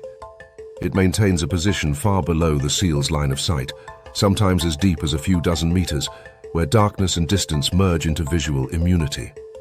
From this position, the shark evaluates the trajectories of seals traveling to or from rookeries. These mammals often follow habitual routes, navigating between rocky headlands and nearshore kelp forests. The shark identifies the densest routes by following chemical and acoustic cues, the wake of scent trails, the pulsed noise of flippers breaking the surface, and the low-frequency vibrations that travel astonishing distances underwater. These signals guide the shark into a predictive intercept path. Evolution has turned this predator into a mathematician of motion, calculating strike angles through a combination of sensory channels that together outperform sight alone. Reduced visibility is not merely an advantage, it is a weapon. Light loss masks the predator's upward movement until the final seconds before impact. From below, the shark's body blends with the darkening seabed. From above, the seal's silhouettes become more prominent as they cross the faintly illuminated surface layer. Infrared studies reveal that seals often fail to detect sharks approaching from depths that would be obvious in full sunlight. The great white's darker dorsal surface absorbs the remaining ambient light, preventing reflective highlights that would betray its location. By the time the shark is within range, the seal has only fractions of a second to recognize the threat. Far too little time for meaningful evasion. At the heart of the shark's low-light capability lies electroreception. Even when visibility collapses completely, the shark does not lose track of its target. Beneath its snout lies a dense network of pores filled with conductive gel, each connected to a sensory receptor capable of detecting minute electrical fields. A seal's beating heart produces an electrical rhythm strong enough for a great white to perceive from several meters away. Muscle fibers firing in rapid succession during a seal's swim strokes produce a signature frequency that the shark can identify even through turbulent water. This system is not passive reception, but active interpretation. The shark can determine not only the presence of a heartbeat, but also its direction and relative distance based on gradients of electrical strength. In near darkness, the shark uses electroreception to refine its final approach. Tracking the slight uptick in frequency as a seal accelerates, sensing the moment its prey exhales before diving, or pinpointing the faint disturbance of currents created by flippers, the shark can adjust trajectory without relying on sight at all.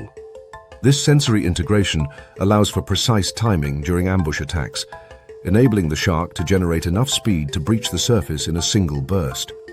These breaches are not random eruptions of force, they are the culmination of meticulous sensory alignment. Tagging programs have revealed a remarkable pattern that supports this adaptive behavior. Great whites tend to move closer to shore during dawn, dusk, and early nighttime hours.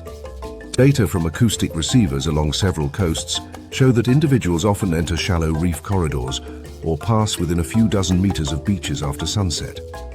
These movements are not exploratory wanderings, but purposeful positioning, synchronizing with the hours when seals return from offshore feeding grounds. Some sharks repeat these shoreline patrols with such consistency that their routes resemble nocturnal commuter lines. This proximity to the coast has significant ecological and behavioral implications. For seals, the safest refuge during daylight is often the very place that becomes most dangerous after dark. Haul-out sites, rocky platforms, sand spits, or isolated beaches require seals to swim through narrow corridors. These passages compress seal traffic into confined areas where sharks can predictably intercept returning animals. As a result, nighttime predation rates often spike near these constricted zones. The same behavior explains why coastal communities have recorded shark encounters surprisingly close to popular swimming areas at dusk. The sharks are not attracted to humans. They are following the established routes of seals. Human risk enters the equation only because predators and prey are drawn to the same habitat under the same low-light conditions. Swimming in seal country at night or during early dawn is not a test of bravery, but a statistical gamble. Humans, lacking the sensory acuity of marine mammals, cannot detect approaching sharks until contact is already made. And the nature of great white predation, fast, explosive, and reliant on silhouette recognition, increases the likelihood of exploratory bites when an unfamiliar object occupies the same profile as a seal. The phrase "test bite" is not an exaggeration. Sharks do not target humans intentionally. But their first investigative action is often a strike delivered at predatory force, because that is how they evaluate unknown entities large enough to be potential prey. The hydrodynamics of these attacks are equally important. Great whites may accelerate from near motionless glides to speeds of several meters per second in a single upward surge. Their bodies are powered by strong red and white muscle groups, allowing a combination of endurance and burst power that few marine animals can match. As the shark ascends, its shape channels water efficiently along its flanks, minimizing turbulence and preventing vibrations that might warn prey. Only in the final instant does the shark pivot its pectoral fins downward and its caudal fin upward, directing its trajectory toward the surface with enough angle to launch itself partially, or sometimes entirely, out of the water. The violence of this movement is not for theatricality, but for preventing escape. By lifting the prey out of the water, the shark ensures momentum remains on its side. Moonlit nights present a particularly interesting dynamic. While moonlight improves visibility slightly for seals, it also improves visibility for sharks from below, where the luminance enhances the silhouettes of swimming mammals. Sharks often adjust depth according to lunar phase, rising shallower during fuller moons. Tagging data shows more surface proximity during bright lunar nights than during new moons. The shark is responding to contrast, not brightness. A brighter sky turns prey into clearer targets. Yet on very dark nights, electroreception becomes dominant, and the shark relies more heavily on electrical cues than visual ones. This shift in sensory reliance underscores the flexibility of great white predatory strategies. One of the more surprising findings in modern shark research is how frequently great whites engage in shoreline cruising after dark without actively hunting. This behavior may serve multiple purposes. It may allow sharks to patrol territorial zones, ensure familiarity with bathymetric contours that change seasonally due to storms, or monitor shifts in seal behavior. Ecologists propose that these patrols represent energy-efficient scanning missions, where sharks gather environmental data using their sensory systems. Even when no predation occurs, the shark remains an influential presence, shaping seal movement simply by existing within the same corridor. The ecological ripple effects of this nocturnal hunt-and-run strategy extend far beyond predator-prey encounters. When seals adjust their nightly routes to avoid areas of high shark activity, they inadvertently alter grazing pressure on kelp forests. Their preferred feeding areas shift, which can change the balance between kelp and sea urchin populations. These trophic interactions, though subtle, demonstrate the cascading power apex predators exert over entire coastal biomes. After delivering a successful strike, or even after an unsuccessful attempt, the shark often descends again into deeper water. This retreat is not fatigue but strategy. A wounded seal will attempt to escape among kelp stalks or toward shallow rocks where maneuverability helps. The shark, built for open water power rather than tight maneuvering, avoids overcommitting energy within hazardous terrain. By withdrawing temporarily, the shark minimizes injury risk while waiting for the prey to weaken. This patient approach highlights the predator's measured, strategic behavior rather than a need for constant aggression. As night progresses, the great white continues oscillating between depth and shore, synchronizing its movements with the pulses of seal traffic. The ocean's surface, quiet and reflective, hides a series of sensory negotiations occurring beneath it. The shark is not simply attacking, it is listening, interpreting, and responding to the biological signatures of its environment. Every hit-and-run event is a moment where physics, biology, and opportunity converge in a single burst of predatory precision. By the time first light returns, the great white's advantage dwindles. Silhouettes once again betray its presence, and seals regain visual clarity. The shark descends, returning to deeper waters where daylight gives larger prey animals greater defensive range. The predator does not disappear. It merely shifts phases, waiting for the next window of low-light vulnerability when the ocean tilts the odds back into its favor. The great white's after-dark hunting strategy is a testament to evolution's ability to refine a predator not just for power, but for timing, sensory integration, and ecological influence. Its success lies not in raw brutality, but in the delicate mastery of light, depth, and perception, a choreography performed in the thin hours between sunset and full darkness, when the sea becomes both a refuge for the wary and a hunting ground shaped by shadows. Moonlit shallows create illusions that few environments can match. The water, appearing calm and inviting, spreads across the sand in a thin, luminous sheet that reflects the night sky more clearly than it reflects the landscape below. Ripples distort the surface into subtle waves of silver, and beneath this gentle brightness, the substrate becomes a mosaic of shifting shadows and pale highlights. Coral rubble blends into sand patches, small rocks resemble shell fragments, and debris from the reef is scattered in patterns that appear harmless to the casual observer. It is within this quiet, aesthetically serene landscape that one of the ocean's most dangerous ambush predators lies absolutely motionless, not in concealment by speed or retreat, but by resembling the terrain so completely that even trained eyes struggle to pick out its outline. The stonefish, armed with some of the most potent venom delivered by any marine animal, becomes indistinguishable from the rubble under a moonlit sky. Most predators thrive through movement. The stonefish thrives through the absence of it. During the day, its camouflage is strong enough to fool parrotfish pecking within centimeters of its body. At night, when visibility drops dramatically and moonlight flattens contrast across the seafloor, the stonefish becomes effectively invisible. Its body mimics the texture of weathered limestone or dead coral, uneven surface, flecked coloration, and a posture so rigid it appears more geological than biological. Even its breathing is subtle, the gill openings pulsing just enough to move water across internal tissues, but not enough to disturb sediment. This stillness is not passive.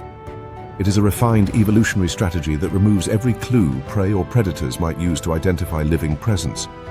What makes the moonlit shallows uniquely dangerous is that they invite human activity at the same hours stonefish remain hidden.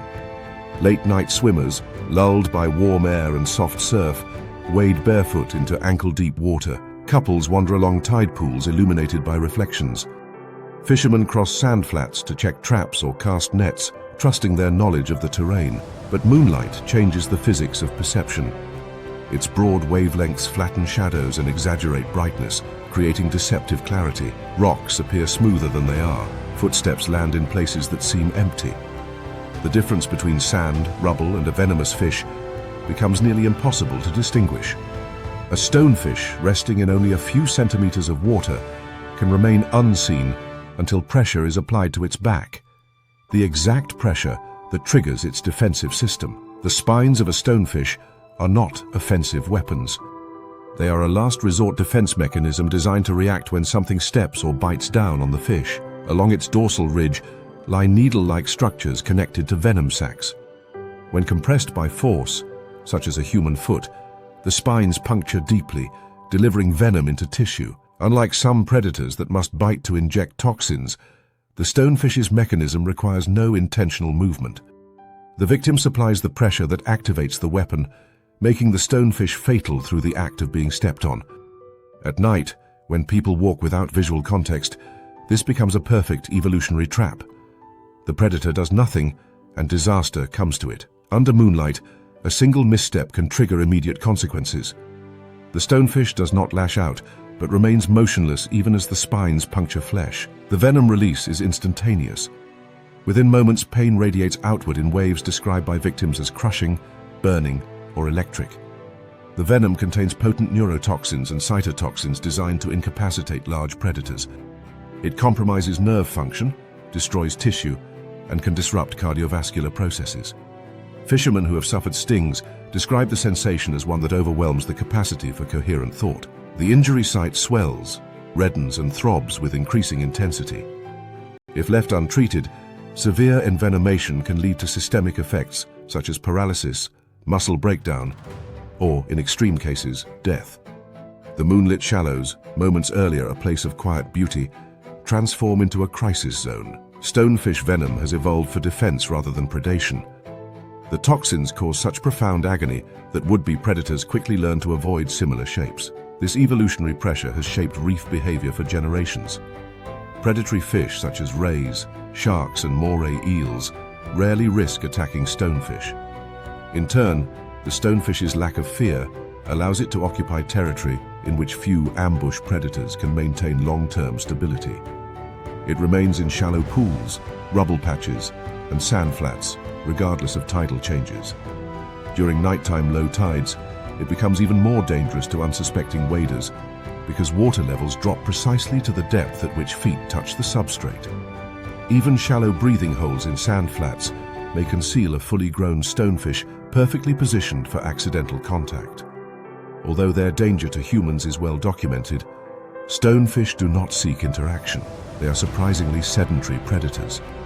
Their feeding strategy relies entirely on ambush, often involving hours of complete stillness, followed by a strike lasting less than the blink of an eye. The mouth of a stonefish operates on a high-speed vacuum mechanism. Its jaws expand outward and upward with such force that prey is sucked into the mouth faster than it can respond.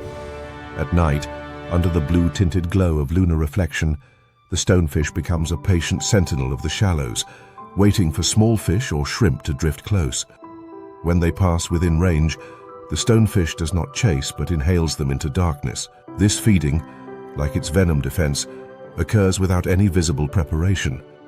The fish appears as lifeless rubble one moment, then reverts instantly to rubble once again, meal consumed. For coastal communities that coexist with stonefish, nighttime routines incorporate caution learned through generations. In many regions of the Indo-Pacific, where stonefish are most abundant, fishermen wear thick-soled boots when crossing reef flats after sunset. Some use poles to probe ahead of them in sand, a technique that avoids direct foot pressure and disturbs any stonefish before steps are taken. Others avoid night wading altogether, recognizing that moonlight reduces the ability to identify danger accurately. Fishing families warn children not to walk barefoot in tidal pools at night, not because the water is inherently unsafe, but because visibility distorts risk. These cultural practices, grounded in ecological knowledge rather than superstition, illustrate how human behavior adapts to the presence of nocturnal hazards. Emergency treatment for stonefish envenomation often requires swift action. The most effective immediate remedy involves immersion of the injured limb in very hot water, not scalding, but hot enough to denature proteins. Stonefish venom contains heat-sensitive components, and applying heat reduces their potency. Yet even with proper first aid, medical intervention is often needed. Antivenom exists in some regions, but its availability varies. The severity of a sting depends on factors including how many spines were engaged, how deeply they penetrated, and where on the body the puncture occurred. Stings on hands or feet can be debilitating because these areas contain dense networks of nerves. In some cases, victims report lingering pain lasting days or even weeks, reshaping their relationship with the very waters they once saw as welcoming. From an ecological perspective, stonefish maintain balance in shallow water food webs. By removing smaller fish and crustaceans through ambush predation, they regulate populations that might otherwise overgraze algae or disturb substrate stability. They play a vital role in maintaining the health of sand flats and rubble fields, environments often overshadowed by the more glamorous coral reefs, but essential to the coastal ecosystem. Their camouflage is so effective that even prey species evolved to recognize danger often fail to detect a stonefish until it is too late. A single vacuum strike can remove prey nearly the size of the predator's head, demonstrating the efficiency of its feeding apparatus.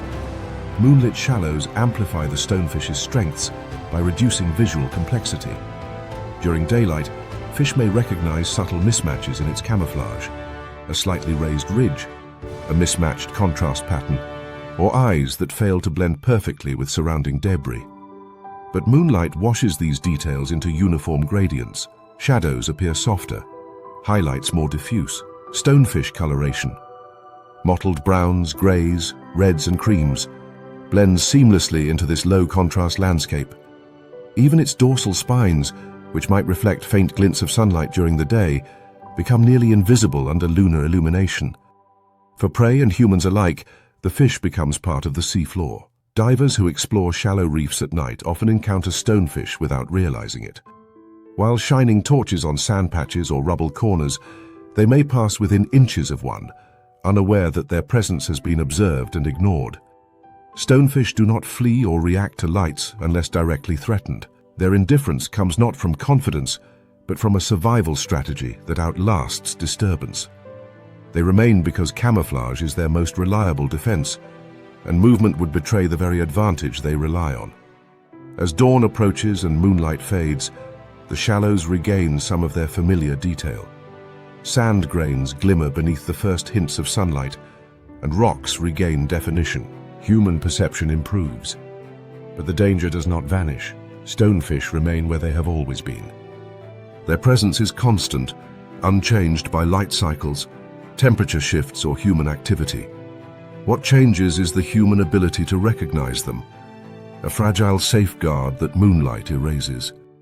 The stonefish exemplifies a predator whose greatest threat lies not in aggression, but in invisibility, not in chase, but in presence. In moonlit shallows, it becomes a silent hazard shaped by millions of years of evolutionary refinement. To step into this environment after nightfall is to enter a world where the line between terrain and predator dissolves completely, and where the quiet beauty of the water hides an ancient defense system capable of reshaping a life in an instant. The bay at night looks harmless, a placid surface reflecting moonlight in shimmering ribbons, the kind of scene people imagine when they picture tranquility near the sea. The water settles into long, slow breaths, barely breaking against the sand as the tide creeps inward. Even the air shifts in tone, becoming heavier and quieter, as though the coastline itself is settling into sleep. But beneath this calm lies a world that becomes fully alive only after the sun retreats. While most reef predators hunt among corals or along deeper channels, stingrays begin their nightly patrol in the shallowest stretches of the bay, gliding over sand that is sometimes no more than ankle deep.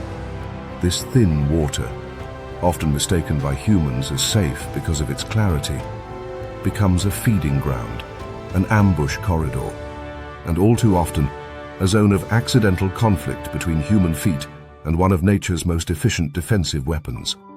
To understand the stingray at night, one must begin by shifting perspective. In daylight, stingrays often lie half buried in sand, their outlines softened by sediment, their bodies flat and wide to avoid unnecessary movement. They breathe gently, drawing water through spiracles behind their eyes rather than pulling sand into their gills. Their camouflage is remarkable, but their activity is minimal. Once darkness falls, however, the stingray becomes a creature of motion. It rises from its daytime pit and begins sweeping across the seabed with a grace that defies its size and shape. The wings, pectoral fins evolved into broad, flowing surfaces, undulate with slow precision, generating lift and glide on a film of water no thicker than a sheet of paper.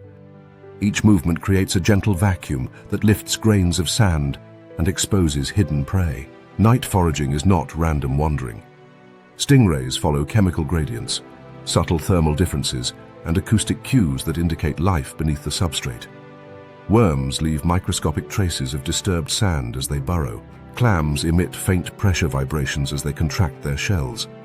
Tiny fish, caught in the transition between sleep and awareness, make minute adjustments in the sediment that betray their presence. The stingray interprets these cues with remarkable sensitivity. Its ventral surface contains thousands of electroreceptors, specialized organs capable of detecting the weak electric fields generated by muscle contractions. A buried fish, even one lying motionless, still produces a heartbeat. The stingray senses it. When the predator identifies a target, the bay floor transforms. The stingray hovers directly above the spot, then dips its wings sharply, channeling water downward in a circular blast that excavates a pit in seconds. A plume of sand erupts like an underwater dust storm, obscuring everything. Once the cloud settles, what was hidden now lies exposed. A writhing worm, a startled fish, or a bivalve forced open by the suction of disturbed sediment. The stingray descends lightly, pressing its flexible mouth onto the prey and engulfing it with a combination of suction and grinding dental plates. These nightly pits, small craters scattered across tidal flats, become signatures of stingray activity, as recognizable to experienced fishermen as footprints. The The stingray's preference for shallow water after dark is no accident. Many prey species migrate into the littoral zone at night to feed on organic matter drifting with the tide. Waves stir up nutrients, and decaying plant material accumulates along the shoreline, attracting small crustaceans. For stingrays, this surge in activity is a buffet delivered to their preferred hunting depth, but the overlap between human and stingray behavior here creates a dangerous convergence. This is the very water where people wade to cool off after sunset, to rinse their hands from cleaning fish, to set nets, or simply to enjoy the sensation of warm sand beneath their feet. In many coastal communities, nighttime beach activity is tradition, yet few realize how frequently stingrays travel through these exact routes. Slow, silent gliders just beneath the surface. Accidents occur not from aggression, but from intersection. A stingray does not attack proactively. Its strike is purely defensive, triggered by pressure and proximity. The animal's first instinct when sensing disturbance is often to freeze, flattening its body deeper into the sand in hopes of avoiding detection. But if a foot, unaware of its presence, steps on or near its midline, the reflexive response is instantaneous. The tail, long, sinewy and flexible, arcs upward with a whip-like motion. Embedded along this tail is the barb, a serrated spine-like structure wrapped in a sheath of tissue. The strike is not controlled or calculated. It is automatic, a neurological reflex built for survival. The barb itself is a biological marvel. Composed of dentin-like material, it resembles a spear designed to inflict maximum damage when withdrawn. Backward-facing serrations cause tearing rather than clean entry, and the sheath covering the spine contains venom-producing cells. When the barb punctures flesh, venom is released through grooves on its surface. The chemicals within the venom trigger intense pain, swelling, and tissue necrosis. Victims often describe the sensation as immediate and overwhelming, radiating up the limb with a heat that feels almost electrical. This pain is not a predator's weapon meant to immobilize prey. It is a deterrent evolved to ensure that a much larger animal does not make the mistake of stepping on a stingray twice. Moonlight adds to this danger by altering visual cues. Just as with stonefish, the soft, shimmering illumination of a moonlit bay flattens texture and reduces depth perception. A stingray's outline, already subtle in daylight, becomes nearly impossible to see. Sand patterns cast shadows that mimic stingray shapes, while actual stingrays disappear entirely into the grey-toned substrate. Human eyes, operating at diminished acuity under low light, rely heavily on contrast. Stingrays remove contrast by becoming part of the background. Unless they move, and at night they move only gently, with minimal disturbance, they remain invisible until contact occurs.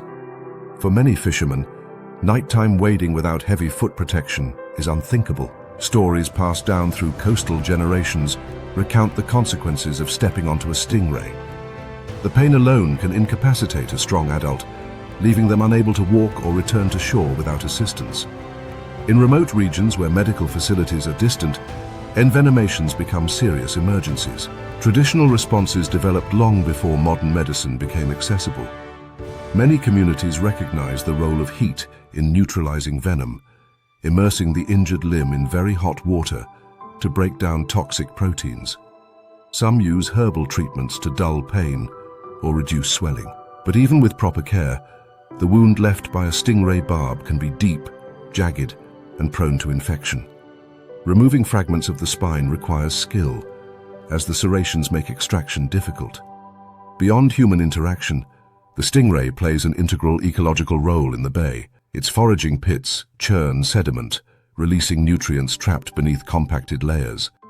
This disturbance supports microorganism growth and redistributes organic material, feeding the smallest links in the food chain. In many estuaries and shallow reef systems, stingray bioturbation increases biodiversity, shaping the substrate into a dynamic landscape rather than a static one. Predators such as snook, bonefish, and juvenile sharks often follow foraging stingrays, waiting for dislodged prey to flee from the excavated pits. This relationship, though loosely defined, highlights the stingray's function as an ecosystem engineer, a creature that shapes habitats simply by performing its nightly search for food. Watching a stingray forage under a dive torch in the black water reveals the quiet elegance of its movements. Beneath the beam, the animal glides with near frictionless ease, stirring sand only when intentionally digging. Its back ripples with subtle contractions as it assesses the environment.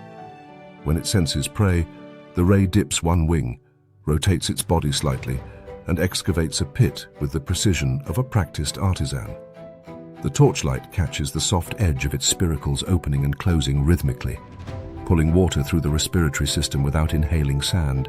Its tail trails behind, still and unthreatening, until disturbed.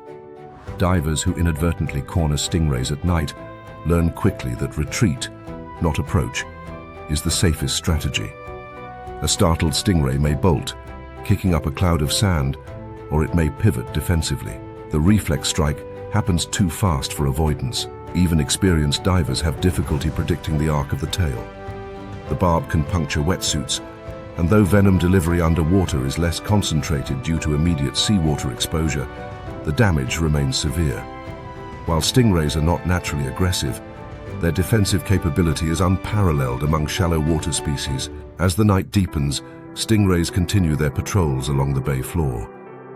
Their wing beats become slower as prey availability diminishes, and they eventually settle into shallow depressions to rest. The tide retreats, and the water recedes from the shoreline.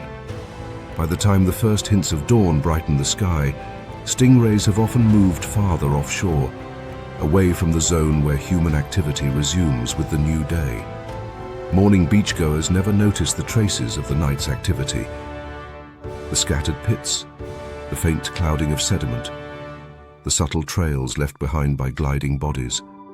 The sleeping bay reveals little of what occurred in the dark hours. The stingray's story is not one of malice, but of coexistence, with an environment that shifts drastically between day and night. Its defensive strike exists because it must share shallow water with creatures far larger than itself. Its nocturnal hunting patterns emerge because prey emerge at night. Its risks to humans arise only from misidentification, the inability of human senses to detect a living creature that perfectly matches the substrate under moonlit water. To stand in a sleeping bay at night is to enter a realm where the boundary between safety and danger is defined not by hostility, but by misunderstanding. The stingray glides beneath the surface, unseen yet ever present, a sentinel of the shallows equipped with a tail gun that fires only when ignorance or misstep demands it. Night bends the reef into a labyrinth of muted shapes and whispering currents, a place where shadows hold as much meaning as the living bodies that cast them. As daylight fades, the reef's colors retreat into deep blues and dull purples, leaving behind an impressionistic seascape where only movement defines form. Amid this transition, the sea snake emerges, not with the abruptness of a predator eager for the cover of darkness, but with the patient, deliberate composure of a creature perfectly attuned to the nocturnal world. Its body flows through the water like a ribbon pulled by invisible hands, weaving between coral heads, looping through crevices, and gliding along narrow channels with a precision that seems almost rehearsed. Sea snakes are among the most specialized marine reptiles on Earth, their physiology carved by evolutionary pressures that transformed a terrestrial snake into a master of underwater foraging. Their laterally flattened tails act as powerful paddles, generating thrust with minimal effort. Their lungs stretch nearly the length of their bodies, functioning not only for breathing, but also for buoyancy control. Their skin absorbs a portion of dissolved oxygen directly from seawater, extending dive time far beyond that of most air-breathing predators. Yet these adaptations only hint at the deeper suite of abilities that come alive under darkness. Night water on the reef cools subtly compared to daylight hours. This shift, only a degree or two, slows the metabolism of many fish and invertebrates and traps their scent signatures closer to the sea floor. For a sea snake, this creates an ideal sensory environment. Unlike sharks or rays that rely heavily on electroreception or motion cues, sea snakes lean on an exquisite chemical detection system. A flick of the tongue samples surrounding water, pulling microscopic particles into the Jacobson's organ, where their chemical makeup is analyzed with startling accuracy. A faint trail left by an eel slipping into a burrow, the drifting scent of a fish retreating to a sleeping crevice, or the chemical whisper of a crustacean disturbed by incoming tide. These become road maps. The snake does not simply follow scent. It interprets variations in concentration the way a climber interprets holds on a cliff face. Every chemical pulse is a direction, a distance, a hint of prey vulnerability. With this sensory compass guiding it, the sea snake begins its nocturnal patrol.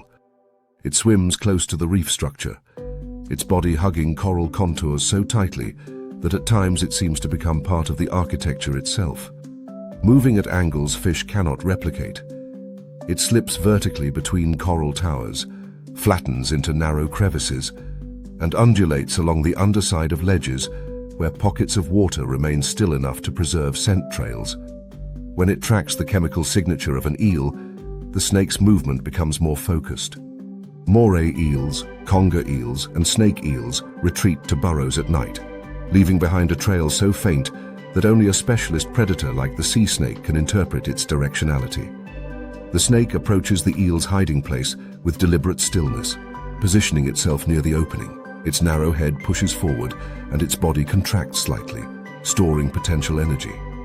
Then, in a fluid motion, it thrusts itself partially into the burrow, not to catch the eel directly, but to flush it out. Startled, the eel bolts from the opposite exit, only to swim into the open water where the snake's speed becomes decisive. With a quick surge, the sea snake intercepts the eel, delivering a bite that injects a venom specifically adapted to disrupt neuromuscular function in fish.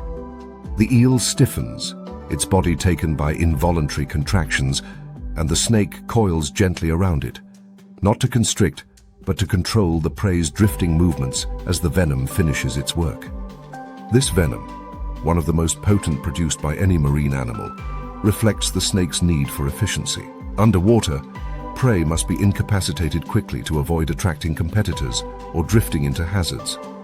The venom acts with remarkable speed, ensuring the snake expends minimal energy while keeping predation risks low. Yet despite its potency, the snake reserves its venom primarily for hunting, not defense. Humans become victims only when circumstances strip the snake of better alternatives. Once the snake secures its prey, it consumes it head first, allowing fins to fold naturally along the body for smooth swallowing. With the meal complete, the snake's next challenge is air.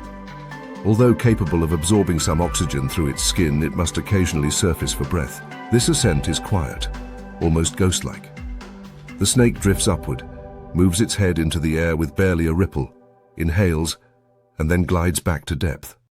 These breaths occur more frequently during active hunting, especially as cooler water lengthens dive intervals. To anyone watching from a boat or swimming nearby, the appearance of a snakehead breaking the surface in the dark is brief and easy to miss. A fleeting punctuation in a long sentence written beneath the waves. The nighttime reef is not without hazards for sea snakes. Predatory fish patrol open water, and sharks cut through the darkness with sensory systems far more refined than human sight. To reduce exposure, sea snakes stay close to structure and use their small size to their advantage. They curve behind coral branches, flatten themselves under plate corals, and move so fluidly around obstacles that pursuing predators often lose track of their trajectory. Their coloration, mottled patterns of browns, yellows, creams, or blues depending on species, merges easily with the reef's nocturnal palette.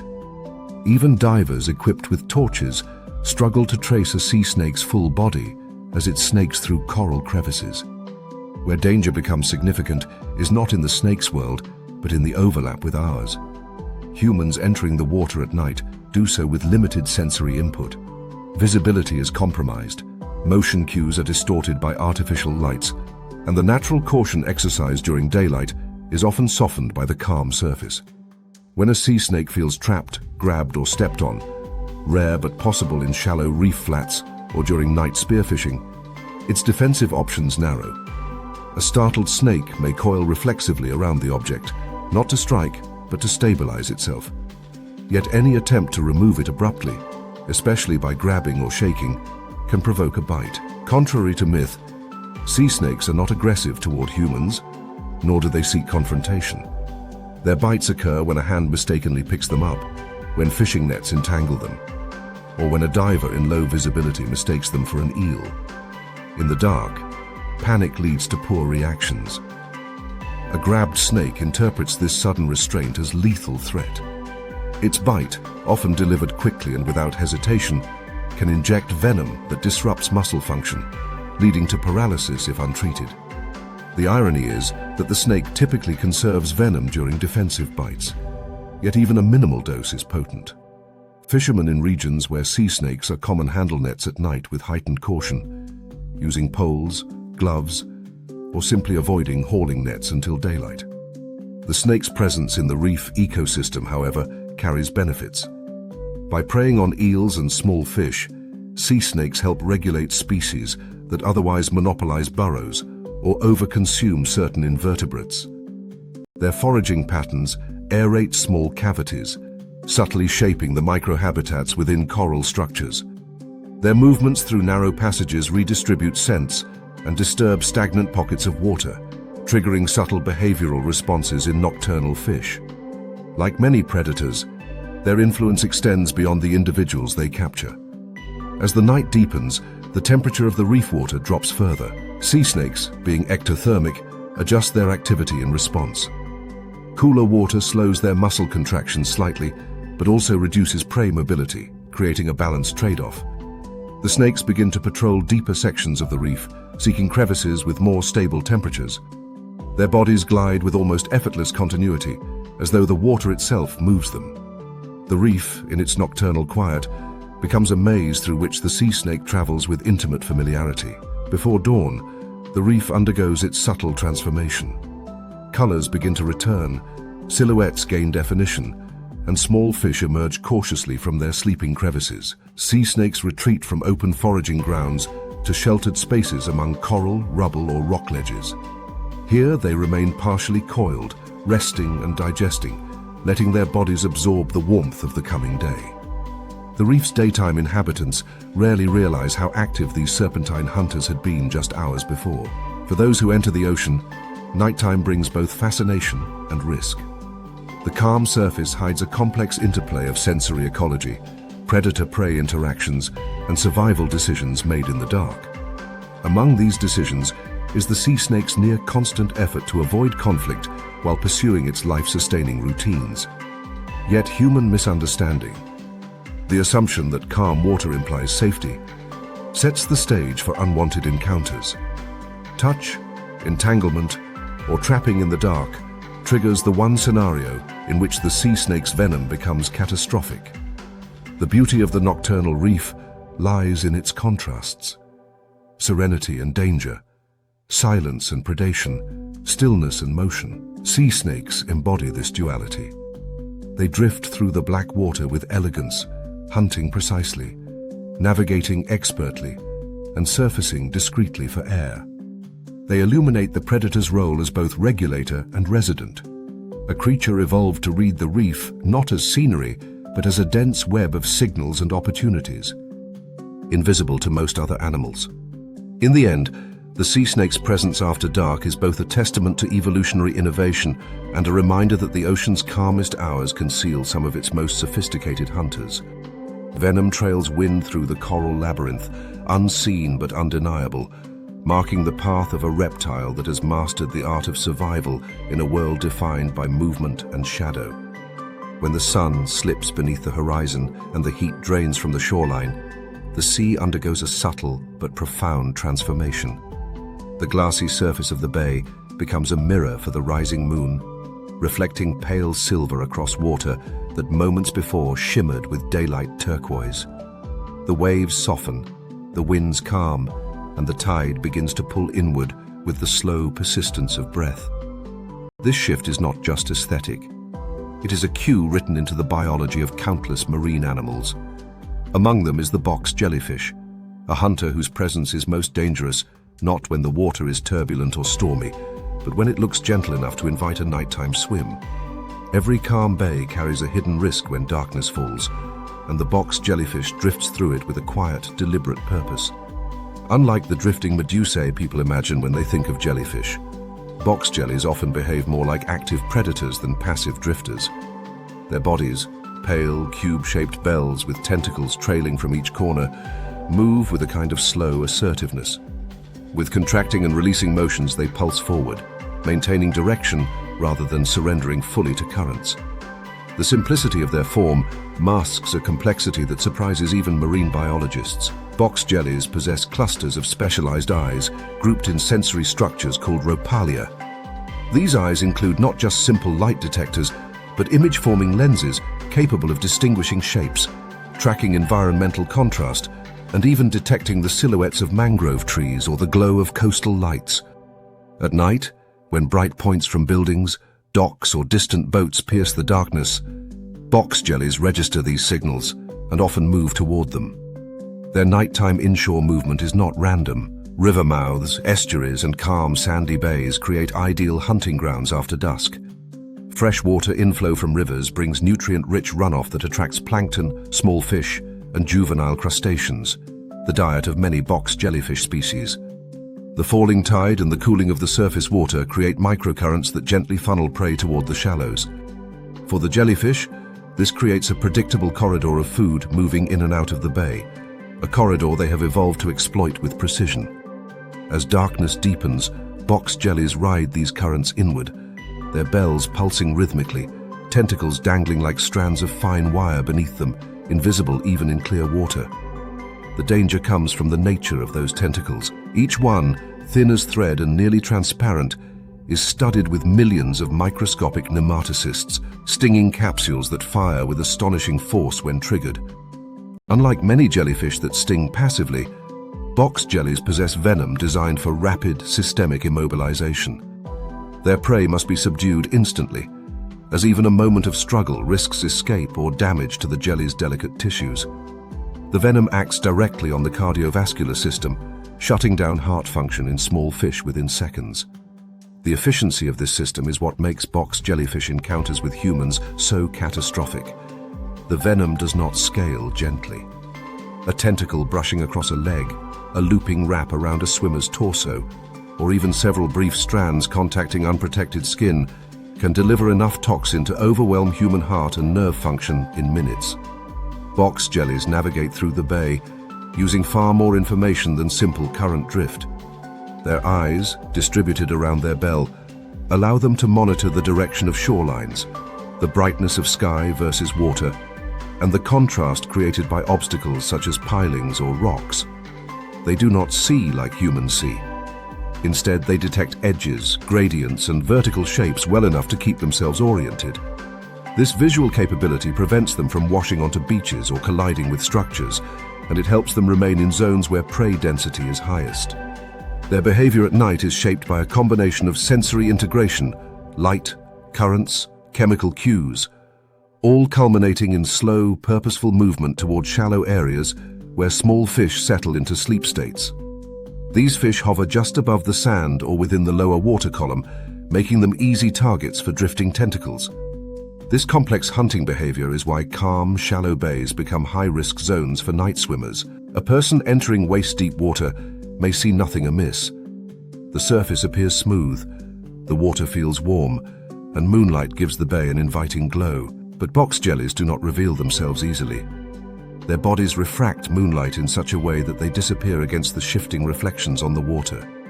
Their tentacles are nearly invisible, even under daylight. And at night, they become indistinguishable from thin lines of current. A swimmer wades forward, and only when motion disturbs the tentacles do they make contact. The sting is instantaneous. A searing pain so sharp and penetrating that it overrides all other sensory reactions. In many coastal regions, box jelly stings follow similar patterns. The victim feels a whip-like burn across the skin, accompanied by a sudden surge of heat and nausea. Within minutes, if the sting is severe enough, cardiac distress begins. The venom's proteins and enzymes are uniquely adapted to disrupt ion channels in muscle cells, including the heart. This leads to rapid arrhythmias, difficulty breathing, and in extreme cases, cardiac arrest. Without immediate intervention, which often involves vinegar to neutralize unfired nematocysts, removal of tentacle traces, and urgent medical care, the situation can deteriorate quickly. Fatalities occur most frequently when the sting wraps around the torso or when young children are involved, as their smaller body mass allows venom concentration to reach dangerous levels more quickly. Yet even with this lethality, box jellies are not aggressive animals. Their movement through the night bay is not a hunt for humans, but a continuation of ecological patterns developed long before people began swimming in tropical shallows. They drift and pulse with the tide, feeding on small fish that gather near mangrove roots or river deltas. Their navigation toward lights may simply be a convergence of evolutionary wiring and modern coastal illumination. Some scientists propose that lights on shore mimic the brightness gradients that naturally guide box jellies toward shallow reef flats where prey are abundant. Others suggest that artificial lights attract more prey, inadvertently creating a buffet that the jellyfish learn to exploit. Whatever the cause, the result is the same. Box jellies often arrive in the exact places humans consider safe for a nighttime swim. These nighttime movements are part of a broader ecological rhythm. Box jellies avoid high turbulence waters, staying instead in sheltered bays where waves are gentle. They descend into slightly deeper, cooler water when the sun rises, sometimes resting near the base of reef structures to avoid overheating. Their bodies, though gelatinous, are sensitive to temperature shifts and dehydration from excessive sunlight. Night provides the perfect window for increased activity, safe from intense heat and drying rays. As they patrol the bay, they help regulate fish populations, consuming weak, slow, or injured individuals, a form of ecological pruning that maintains healthy prey dynamics. To see a box jelly under torchlight during a night dive is to witness an organism both elegant and unsettling. The bell undulates with slow precision, folding inward and billowing outward like a transparent lung. The tentacles drift behind in nearly straight lines until disturbed by passing water or prey movement. Tiny flashes may appear along their length as nematocysts fire into drifting plankton. Despite their delicate appearance, box jellies move with surprising control, adjusting their angle of swimming relative to currents, circling obstacles, and sometimes gathering near submerged vegetation where prey density peaks. Most divers know to keep their distance. Even a glancing contact with a tentacle can leave spirals of pain that burn for hours. But swimmers in shallow bays, particularly those entering without lights, without protective clothing, and without awareness, become the ones most likely to encounter this hunter. In many tropical regions, warnings are posted at beaches during box jelly season. Yet accidents continue because the conditions that attract jellyfish are the same conditions that attract people: warm water, calm waves, and clear nights. As dawn approaches and tide patterns shift again, box jellies begin their retreat. They drift away from shore, moving toward deeper water where temperature gradients stabilize. Their bodies, once illuminated faintly by moonlight, fade into the clear morning sea until they vanish from sight entirely. By the time beachgoers arrive for the day, the bay appears safe once again. Only the faint sting marks on someone's leg or the memory of a nighttime emergency hint at what had been gliding just beneath the surface. The box jellyfish is a reminder that danger in the ocean is often invisible, silent, and unintentional. Its presence in the bay does not signal malice, but ecological logic. An animal following ancient patterns, responding to currents, light, prey movement, and temperature. But for humans, the overlap between these patterns and our own nighttime activities becomes perilous. A quick swim in the dark, a careless wade through warm, ankle-deep water, or an evening float beneath moonlight can bring a swimmer directly into the path of one of the ocean's most potent venoms. In the end, the box jellyfish's night patrol is a lesson in humility. The calmest waters conceal the most sophisticated hunters. The quietest bays hold the oldest dangers. And the creatures that drift with ghost-like silence often possess the power to reshape life within seconds. Beneath the beauty of a moonlit shoreline, the box jellyfish traces its venom trails through the reef, a transparent predator navigating the intersection of biology, physics, and the fragile assumptions of those who venture into the night water unaware. A night wall dive begins where daylight ends, at the threshold where the sun's last photons dissolve into a blue so deep it becomes indistinguishable from black. As the diver descends, the reef wall transforms from a vivid, bustling metropolis into a cathedral of shadowed stone. The crevices, ledges, and overhangs that teemed with parrotfish, surgeonfish, and butterflyfish hours earlier now feel hollowed out, their emptiness amplified by the soft, rhythmic hiss of a regulator.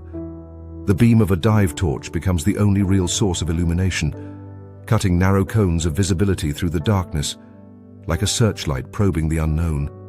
For many, this is where the underwater world feels most mysterious and most vulnerable. Because in the caves, cracks, and corridors of the reef, something stirs in response to the shifting balance of night. A face emerges where the torch beam pauses, a mouth parts, teeth glint. The moray eel has begun its nightly watch. During the day, morays stay recessed deep within their shelters, their serpentine bodies tucked into tight knots, exposing only the front portion of the head. They open and close their mouths rhythmically, a motion often mistaken by divers for aggression, but which is simply respiration, a method to pump water over their gills in the absence of continuous swimming. The daylight reef is too busy for these ambush predators. Too much motion, too many eyes, too many faster fish capable of spoiling a carefully planned strike. But at night, the dynamic changes entirely. The fish of the reef slow into partial sleep states, their reactions dulled. Crustaceans venture into the open. The water cools slightly, shifting scent dynamics and distributing chemical trails more predictably along the wall.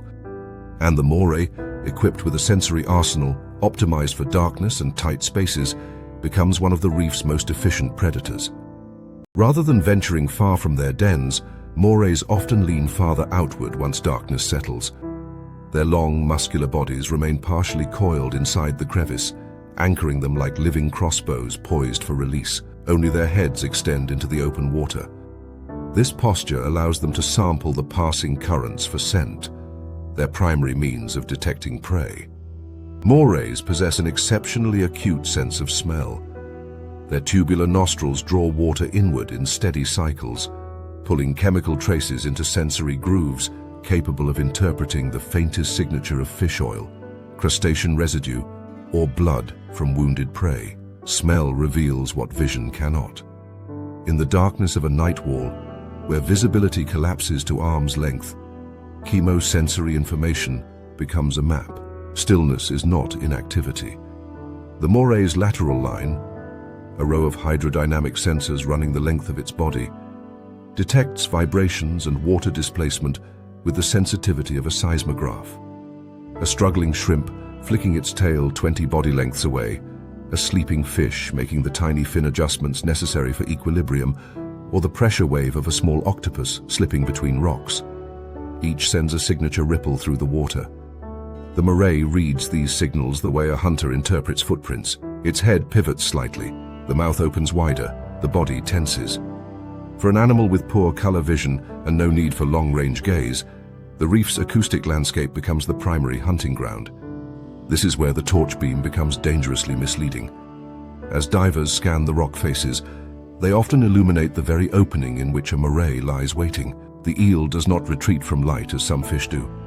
Instead, it sometimes leans farther out, intrigued or irritated by the sudden contrast. The enamel of its teeth catches the beam, magnified by the clarity of the water. Rows of sharply pointed teeth, curved inward like hooks, reflect back at the viewer. These teeth are not shaped for slicing. They are shaped for gripping, preventing prey from escaping once caught. When a diver draws too close, out of curiosity, accidental drift, or the misguided habit of feeding morays by hand, they enter the zone where the eel's sensory world interprets motion and scent as opportunity rather than intrusion. Night wall diving reveals moray hunting behavior rarely seen in daylight. A moray, upon detecting prey movement just outside its crevice, may launch forward with the speed of a striking snake. This lunge is not limited by the tightness of the cave. The eel's body contracts like a loaded spring, propelling the head outward in a straight, forceful line. Once it makes contact and clamps down on the prey, another adaptation comes into play, one of the most remarkable mechanisms in vertebrate biology. Deep inside the throat, the moray possesses a second set of jaws, known as pharyngeal jaws. These jaws are not static like the secondary plates in many fish, but mobile, capable of extending forward to grasp prey, and drag it deeper into the throat. This adaptation evolved because morays lack the ability to create strong suction with their mouths. The narrow tunnel of their den and the shape of their jaws limit water flow. Instead, once prey is captured, the pharyngeal jaws move forward with a motion reminiscent of a predatory insect, seize the prey anew, and pull it inward in rhythmic contractions. Divers who have witnessed a moray feeding under torchlight describe the motion as alien, a split-second appearance of a second mouth within the first. This dual-jaw architecture has consequences for mistaken interactions with humans. When a diver offers food by hand, the moray's strike does not distinguish between fish and fingers. Its teeth dig deep, curving inward to hold its target. Even if the diver reflexively pulls away, the moray's grip ensures flesh tears, not disengages. And if the prey-like movement continues, shaking, pulling, or resistance, the pharyngeal jaws may activate, compounding the injury. Moray bites are not venomous, but they are often severe, their depth and tearing potential enhanced by the mechanics of both jaw sets. Infection risk is high, owing to bacteria harbored in eel mouths and within the reef environment. Most injuries occur not from aggression, but from misunderstanding. Divers reach into holes, believing a harmless creature hides there, or place their hands near openings without realizing that morays extend beyond their expected reach at night. Ecologically, morays play an essential role in maintaining reef balance. Their preference for nocturnal predation targets fish individuals that are slower, weaker, or otherwise compromised, reducing the burden on populations and allowing healthier individuals to thrive. They help regulate populations of reef fish that would otherwise overgraze coral algae or outcompete other species. Their hunting also disturbs microhabitats in subtle ways, prompting prey species to redistribute and reducing localized overpopulation. Yet morays remain vulnerable in their own way. Their reliance on dens means that habitat destruction, coral breakage, and sedimentation severely impact their ability to hunt and avoid predators. The emotional reaction many divers feel upon encountering a moray at night, somewhere between fascination and unease, reflects the eel's unusual combination of motion and stillness. In the torch beam, its face emerges from a hole with a confidence not typical of reef animals. The mouth opening and closing in rhythmic breaths creates an impression of threat. The body, mostly hidden, suggests mass without revealing boundaries. And when the eel moves, it does so with a fluidity that appears unnatural to land-adapted senses. Morays swim by undulating their entire bodies, creating a series of lateral waves that generate propulsion with unexpected speed. A moray emerging from its den at night may seem to materialize from the wall, its movement so smooth it lacks the turbulence associated with most fish. This ability allows it to pursue prey across the reef, weaving between coral formations, entering and exiting tight spaces with the efficiency of a creature pawed rather than propelled. Still, the majority of a moray's hunt does not involve extended pursuit. Instead, it depends on the geometry of the reef wall, the countless crevices that funnel prey into narrow alleys, the ledges that create predictable sleeping sites for nocturnal fish, and the water flow patterns that carry scent and vibration directly to the eel's waiting head. The reef's architecture is not merely backdrop, but an active component of moray strategy. Every hole becomes a potential vantage point, every ledge becomes a blind, every overhang becomes a seat of advantage. Night wall diving exposes this hidden grid, revealing the reef not as random structure, but as a complex, three-dimensional hunting system built on shadows, acoustics, and scent dispersion. The torch beam is both a window and a liability in this environment. It reveals the moray, but also influences its behavior. Fish fleeing illumination may dart into the very cracks where morays wait, creating unintended hunting assistance. Sudden light sometimes startles prey into motion, triggering sensory cues that cause morays to strike reflexively. Divers who poke their torches into holes, seeking lobsters, octopuses, or simply exploration, risk disrupting the eel's perception and provoking defensive lunges. At night, the boundary between observation and interference becomes razor thin. As the dive continues and the clock inches toward dawn, morays begin to retreat deeper into their dens. Their bodies coil into tighter positions, their heads withdraw.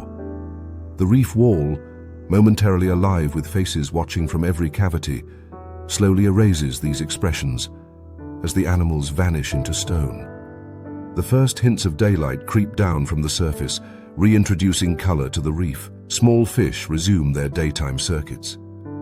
The predators of the night return to shadows, their work complete. For now, the moray eel remains a creature that bridges myth and biology, both feared and essential. In the cave illuminated by your torch beam, its teeth are not symbols of aggression, but components of a predatory toolkit, refined for survival in the dark geometry of the reef. To encounter one at night is to witness a hunter perfectly matched to its environment, a creature whose world is built from scent, vibration, narrow corridors, and fleeting opportunities. The moray eel does not emerge to frighten divers or pose threats. It emerges because the reef demands participation in its nocturnal economy, an intricate trade of energy, movement, and life that reveals itself only when the last daylight fades and the torch beam becomes the sole translator of the underwater night. Night changes everything about the open water. The comforting gradients of blue fade to dense layers of charcoal, and the surface, brilliant and reflective in daylight, becomes a dark lid, sealing off a world that feels suddenly deeper and more mysterious. The moonlight creates a faint glow on the uppermost skin of the water, not enough to illuminate, but enough to mark the boundary between air and a column of near-perfect black. In this environment, most fish lose the limited protection that vision provides. They huddle together, forming tightly packed schools that move in erratic pulses as their simple sensory systems attempt to compensate for darkness. What feels like concealment to these fish, however, is exactly the opposite for one of the ocean's most strategic night hunters. Once the light disappears, dolphins stop merely navigating the seascape. They begin shaping it. Dolphins, often cast as the ocean's charismatic companions, undergo a behavioral shift at night that exposes the raw efficiency behind their intelligence. Pods that spent the daylight hours socializing, tending calves, or riding the bow waves of passing boats regroup into deliberate hunting units. Their travel lines tighten, their calls sharpen, and their spacing becomes precise. Underwater, the transition is almost ceremonial. The pod fans out along a horizontal axis, each individual assuming a position within a coordinated lattice. They do not need light to maintain formation. Each dolphin tracks the others through sound, position, and hydrodynamic cues. Night is not a limitation for them. It is an advantage calculated through millions of years of evolutionary refinement. The physics behind their dominance in the dark lies in echolocation. A biological sonar so advanced it can reveal details no human diver could hope to see, even with powerful torches. Dolphins emit bursts of high-frequency clicks that propagate through water at remarkable speed. These clicks bounce off objects and return as echoes, interpreted by the dolphin's auditory cortex with incredible spatial resolution. A fish's swim bladder, the curvature of a reef ledge, even the micro-movement of a fin brushing against the water column, all return distinct acoustic signatures. At night, when visual distractions disappear, echolocation becomes even more effective. Sound travels consistently while light scatters and dies. Prey that believe they are hidden in the gloom are, for dolphins, highlighted in bright acoustic relief. With this sensory clarity, dolphin pods begin herding behavior. Their strategy hinges on one principle: compress the prey into a three-dimensional volume small enough to control. The scattered fish must first be frightened into grouping. Dolphins circle wide around them, tightening the perimeter with each pass. Individual dolphins may charge briefly toward the school, flashing pale undersides that momentarily disrupt the fish's faint ability to detect contrast. Others slap their tails on the surface, stunning some fish and pushing the school downward. This coordinated harassment forces the fish into dense bait balls, swirling masses compacted by fear and confusion. Once compressed, the dolphins begin manipulating the geometry of the school. Some pods drive bait balls upward toward the faint glow of the surface, where the light trap gives dolphins an optical advantage and leaves fish silhouetted from below. Other pods force fish sideways, pushing the school against a reef wall or sand ridge, creating a horizontal trap. This behavior requires synchronized timing. The dolphins surrounding the bait ball maintain steady pressure without scattering the prey. They take turns surging forward and falling back, carving hydrodynamic corrals from the black water. With echolocation guiding every move, the dolphins know the exact volume and density of the bait ball at all times. The chaos that follows is one of the ocean's most dramatic nighttime spectacles, a blitz of speed, noise, and precision cutting through the silence of the dark sea.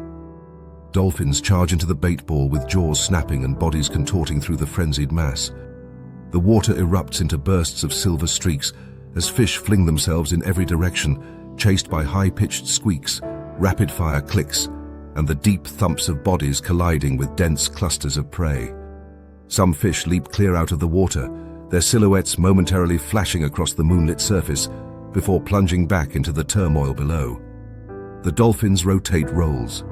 One drives the fish upward, while another streaks through the school from below. The efficiency is astonishing. Each dolphin maximizes intake without compromising the integrity of the bait ball. These social predators do not simply react to prey. They anticipate it. They sense where the school will contract, where gaps will open, where pressure points must be applied to prevent escape. They calculate these dynamics in real time, adjusting angles, speeds, and dive depths as though orchestrating a group performance. Even calves, though inexperienced, participate from the perimeter, learning through mimicry and acoustic observation. Their attempts lack the precision of the adults, but their engagement ensures the knowledge persists across generations. This frenzy is not without risk, and not just for the fish. In regions where humans swim or snorkel at night, a person drifting in warm, dark water is simply another shape. A solid obstacle within the hunting corridor. Dolphins navigating the blitz rely on acoustics, not vision. While they are adept at avoiding collisions, they expect moving shapes in the water to behave predictably, like fish, not erratically like startled humans. A lone swimmer, unaware of the approaching pod, may suddenly find the water vibrating with rapid clicks. The dolphins tighten formation, pushing prey toward the surface, and the swimmer becomes a silhouette positioned directly in their path. In such moments, the calm night can erupt around the swimmer in ways they cannot anticipate. Fish explode upward in panicked leaps. Dolphins flash past within arm's reach, their bodies powerful enough to injure unintentionally. A snap of jaws inches from a thigh, a fish ricocheting into the ribs, or a collision from a passing dolphin's flank, all become plausible outcomes in the confusion. The acoustic environment of a dolphin blitz is overwhelming. Humans hear only a fraction of the sound. Muffled squeaks, distant chirps, sometimes a resonant thud. But beneath that audible layer lies a torrent of high-frequency information moving through the water like a living sonar grid. Dolphins communicate attack angles, prey density, pod spacing, and underwater positioning with subtle variations in click intervals. Their social cohesion manifests acoustically, not visually. To be inside that invisible sphere is to experience a sensory language foreign to human perception, one that relies on pressure waves and echoes rather than light or speech. As the hunt intensifies, dolphins integrate thermoregulation into their performance. Swimming at high speed generates heat, which must be dissipated efficiently to avoid metabolic strain. Dolphins channel blood flow toward dorsal fin vessels and regulate their dive intervals to balance oxygen consumption and cooling. These physiological adjustments allow them to maintain sprinting capacity far longer than most marine predators, giving them a decisive nocturnal advantage when prey becomes sluggish in cooler nighttime temperatures. The prey response, meanwhile, grows increasingly disorganized. Fish that rely on schooling coordination begin to fail. Their lateral line systems, overwhelmed by pressure waves from the dolphins, lose their ability to synchronize movement. Individuals peel away from the group and are immediately targeted by peripheral dolphins. The bait ball shrinks, its edges fray, its structure collapses. What began as a unified defensive mass dissolves into streaks of panicked bodies, each one an opportunity for the predators. Eventually, the blitz subsides. The remaining fish scatter into the darkness, slipping between coral ridges or down into cooler thermoclines where dolphins choose not to pursue. The pod regroups, swimming side by side in loose formation. Their breathing slows. The rhythmic rise and fall of bodies at the surface creates soft ripples across the quiet bay. Occasional whistles travel between individuals. Social calls, navigation signals, or subtle acknowledgements of the hunt's success. The surface returns to calm, but the energy left behind remains suspended in the water column for several minutes. Tiny scales drift like metallic flakes. Disoriented fish linger, trembling in the aftermath. Marine predators further down the food hierarchy, such as jacks or small sharks, sometimes move in to pick off stragglers. Even the reef responds, with nocturnal scavengers emerging to clean up fragments missed by the dolphins. By the time dawn approaches, the pod withdraws from the shallow bay, moving toward deeper water where they will resume social routines, nurse calves, and rest intermittently. The frenzy of the midnight blitz becomes another entry in a long sequence of nocturnal hunts, a rhythm repeated through seasons, migrations, and generations. For humans, who often imagine dolphins as gentle companions, the sight of a nighttime feeding frenzy can feel jarring. But this intensity is not cruelty. It is ecology. The same intelligence that fuels their play also drives their predation. Their coordination, communication, and sensory mastery are expressions of survival, not malice. In the dark bay, the dolphin becomes what evolution molded it to be, an apex predator that uses sound to sculpt the behavior of life around it. In that chaos of leaping fish, snapping jaws, and cascading ripples, the truth becomes clear. The night ocean does not soften the world, it sharpens it. And within its sharpened geometry, a lone swimmer is not a guest, not an observer, but simply another shape in the way. Night settles differently over the coastal zones where seals live. It does not simply dim the surface or flatten the horizon. It thickens the very fabric of the water column. The blues of daylight drain away until only gradients of charcoal remain, broken occasionally by a passing wave crest that captures faint starlight. The sense of space collapses. Distances that feel navigable in daytime suddenly blur into one continuous opaque volume. It is in this condensed darkness that seals begin their nightly commutes. Long, purposeful movements between haul-out beaches, offshore feeding grounds, and rocky ledges where they rest again before dawn. While many terrestrial mammals hide at night to avoid predators, seals do the opposite. They enter the darkness willingly, propelled by the biological demands of an energy-intense lifestyle that leaves them constantly hunting, constantly moving, and constantly at risk. The darkness does not hinder a seal in the way it does a fish. Seals possess large forward-facing eyes designed to maximize photon capture in low-light conditions. Their retinas contain a dense array of rod cells optimized for night vision. A reflective layer behind the retina, the tapetum lucidum, amplifies available light by bouncing it back toward the photoreceptors, transforming even faint bioluminescent glimmers into usable visual cues. Their whiskers, thick and richly innervated, track minute pressure shifts as water flows past objects, giving them a tactile map of their surroundings even when sight falters. These whiskers detect the hydrodynamic trails left by passing fish, turbulent signatures that linger like scent trails in the air. Together, these adaptations allow a seal to slice through nearly total darkness with the confidence of an animal reading from two overlapping sensory systems: vision and water movement perception.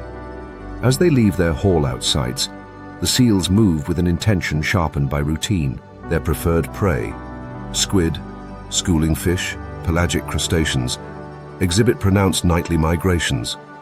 Many species rise from deeper waters under the cover of darkness, assembling in layers or tight clusters that seals can exploit. The result is a nightly ascent of prey matched by a nightly descent of predators. Seals, shaped like streamlined torpedoes, surge from the shallows into the black offshore, cutting long, looping arcs through the water column. Their movements appear relaxed, but every meter they traverse is calculated. Their physiology is designed for extended dives. Flexible rib cages collapse gradually under pressure, reducing buoyancy and preventing lung squeeze. Oxygen stored in muscle-bound myoglobin allows long apnea periods. Slowed heart rates conserve energy during deeper forays. All of this means they can hunt efficiently in places humans rarely see, let alone understand. But seals do not move alone in this darkness. Their nightly migrations become signals. cues interpreted by larger predators that share the same waters. Great white sharks, tiger sharks, and even some reef-associated shark species learn to associate the nocturnal rhythms of seals with reliable foraging opportunities. Sharks, with senses honed not for sight but for vibration, sound, and scent, have no need for daylight to pinpoint their prey. A seal's powerful fluke beat sends low-frequency pulses outward, propagating through water far faster than sound carries in air. These pulses create recognizable acoustic footprints. Sharks detect them through a sensory array called the lateral line, a system of fluid-filled canals running along the body that registers pressure waves. Once a shark perceives a seal-shaped signature in the dark, it may track it for long distances without ever glimpsing it, and the risk intensifies near shorelines, areas where humans believe they are safest. Coastal feeding corridors, especially those with kelp forests or deep drop-offs near the beach, create perfect ambush structures. Seals moving between resting sites often pass just beyond the surf line, navigating predictable paths etched by generations of nightly travel. Sharks know these routes as well as the seals do. While seals have adaptations to escape, agility, explosive bursts of speed, the ability to roll and twist with astonishing precision, they are never fully beyond danger. Their survival hinges on awareness, reflex, and reading the water for anomalies. In the blackness, seals rely on contrast detection more than detail resolution. They scan for silhouettes approaching from below, leveraging the faint glow of starlight filtering through the surface. A shark ascending from beneath appears as a shifting shape disrupting that faint luminosity. Yet sharks exploit this dynamic with stealth. Their counter-shading, dark above, pale below, reduces visual cues. Their approach is often silent. Their movements are smooth enough to create minimal turbulence. Even the acceleration toward a strike is brief, explosive, and delivered from a blind angle. This is why seals often show scarring along the hindquarters, marks left from failed shark attacks during nighttime crossings. But the relationship between seals and sharks extends beyond predator and prey. It becomes ecological choreography. The presence of seals influences shark distribution patterns. Shark tagging data from multiple coastlines show that the movements of apex sharks tighten around areas with heavy nocturnal seal activity. Some sharks patrol the outer edges of kelp forests during the early night hours, adjusting depth and pace to match the expected transit lines. Others move closer to the surface after dusk, leveraging the seal's upward movement toward their favored hunting zones. This dynamic is what makes nighttime water entry so dangerous for humans in seal-rich territories. When swimmers, divers, or surfers enter the ocean after dark, especially near known seal haul-out sites, they insert themselves directly into a well-established predatory system. Humans lack the hydrodynamic skill and sensory awareness of seals. Our silhouettes, especially in wetsuits, resemble that of a marine mammal. Our movements are coarse, irregular, and suggest vulnerability. In other words, a person in the water at night during active seal movement is not a neutral presence. They become a competing signal. Sharks, searching for seals, register blips of turbulence and body mass. They react not out of malice, but out of predatory programming, honed over millions of years in darkness, where hesitation often means starvation. The seals themselves often detect human presence long before sharks do. Their whiskers catch the turbulence of a diver's fin kick. Their ears register the crackling of air bubbles from scuba systems, and while seals are curious, especially in daylight, they are far more cautious at night. Their urgency increases because they must maintain awareness of sharks while navigating their feeding routes. Their approach patterns change. They move faster, dive deeper, and avoid lingering near unfamiliar shapes. If humans misinterpret this behavior, mistaking a swiftly passing seal for a friendly interaction, they misunderstand the ecological mechanics at play. That seal is not greeting them, it is fleeing the risk zone. But the most striking truth emerges when one considers the seal's role not as prey, but as a trigger. Seals act as mobile beacons for sharks. Their scent trails, composed of natural oils and metabolic byproducts, diffuse behind them as they swim. Their movements create acoustic pulses. Their silhouettes produce the very patterns sharks evolved to hunt. When seals pass through a bay after dark, sharks often follow the trail shortly after. This delayed predatory wake is subtle during daylight, when visibility discourages close-in hunting. But at night, the effect becomes far more pronounced. A bay that felt safe an hour earlier may suddenly host apex predators tracking seal movements. For seals, the cost of this nightly migration is unavoidable. They must feed enough to maintain body mass, replenish blubber reserves, and survive cold water conditions. Their foraging efficiency improves dramatically at night when prey rise to accessible depths.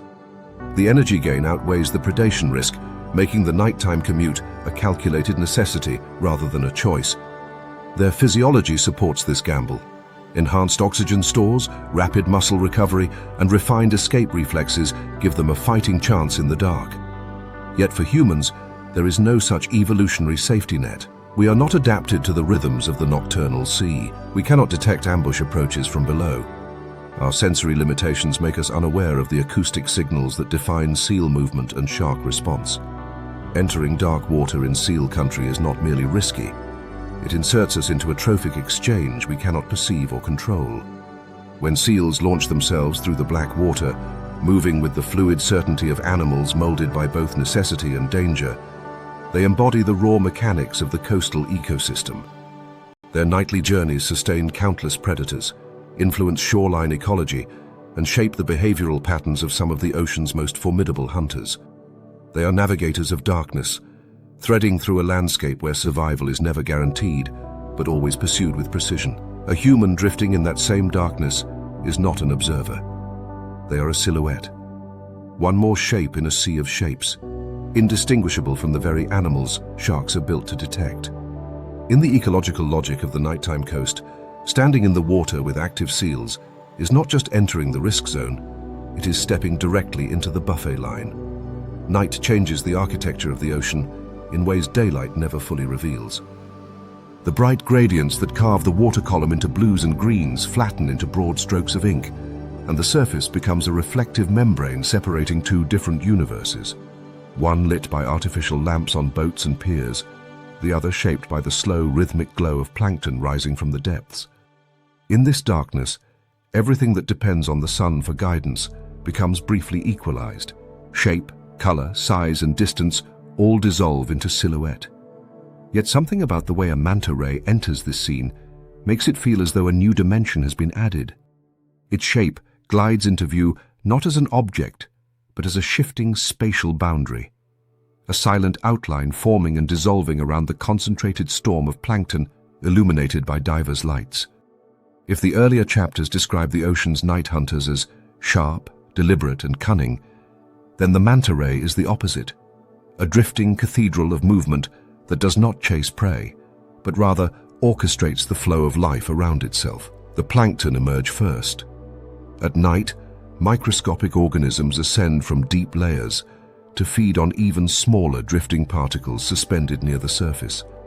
This vertical migration is the largest coordinated movement of life on Earth, repeated every evening by countless billions of tiny animals. Under natural moonlight, this ascent remains largely invisible. Under artificial dive lights, the column ignites. Specks of light swirl as if suspended in a snowfall without gravity, pulled into the beams that photographically reveal every drifting body. Copepods shimmer in pale gold, larval crustaceans flicker like dust motes, minute worms coil and straighten. The water becomes a tapestry of movement, delicate and chaotic in equal measure. This is the moment when mantas arrive, appearing from the edges of vision like memories pulled back from the depths.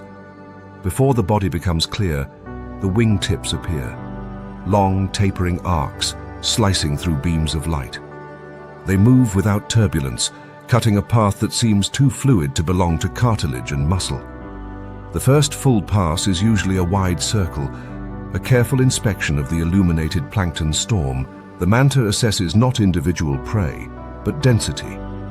It is a creature shaped for efficiency, its cavernous mouth bordered by cephalic fins that unfurl like guiding banners, directing plankton and small pelagic organisms inward. Its gill plates lie ready to filter thousands of liters of water per hour. The manta ray does not hunt, it harvests. Unlike predators that rely on stealth, mantas are not concerned with hiding in darkness. Their survival depends on being seen by cleaner fish that escort them, by potential mates. by other mantas that may join the feeding spiral. Their size becomes part of their strategy. A single manta ray can exceed several meters from wingtip to wingtip, yet its movement betrays no urgency. It circles the lights in deliberate arcs, calibrating the feeding column. Each sweep grows tighter and more daring, moving from the perimeter of shadow into the bright cones cast by divers' lamps.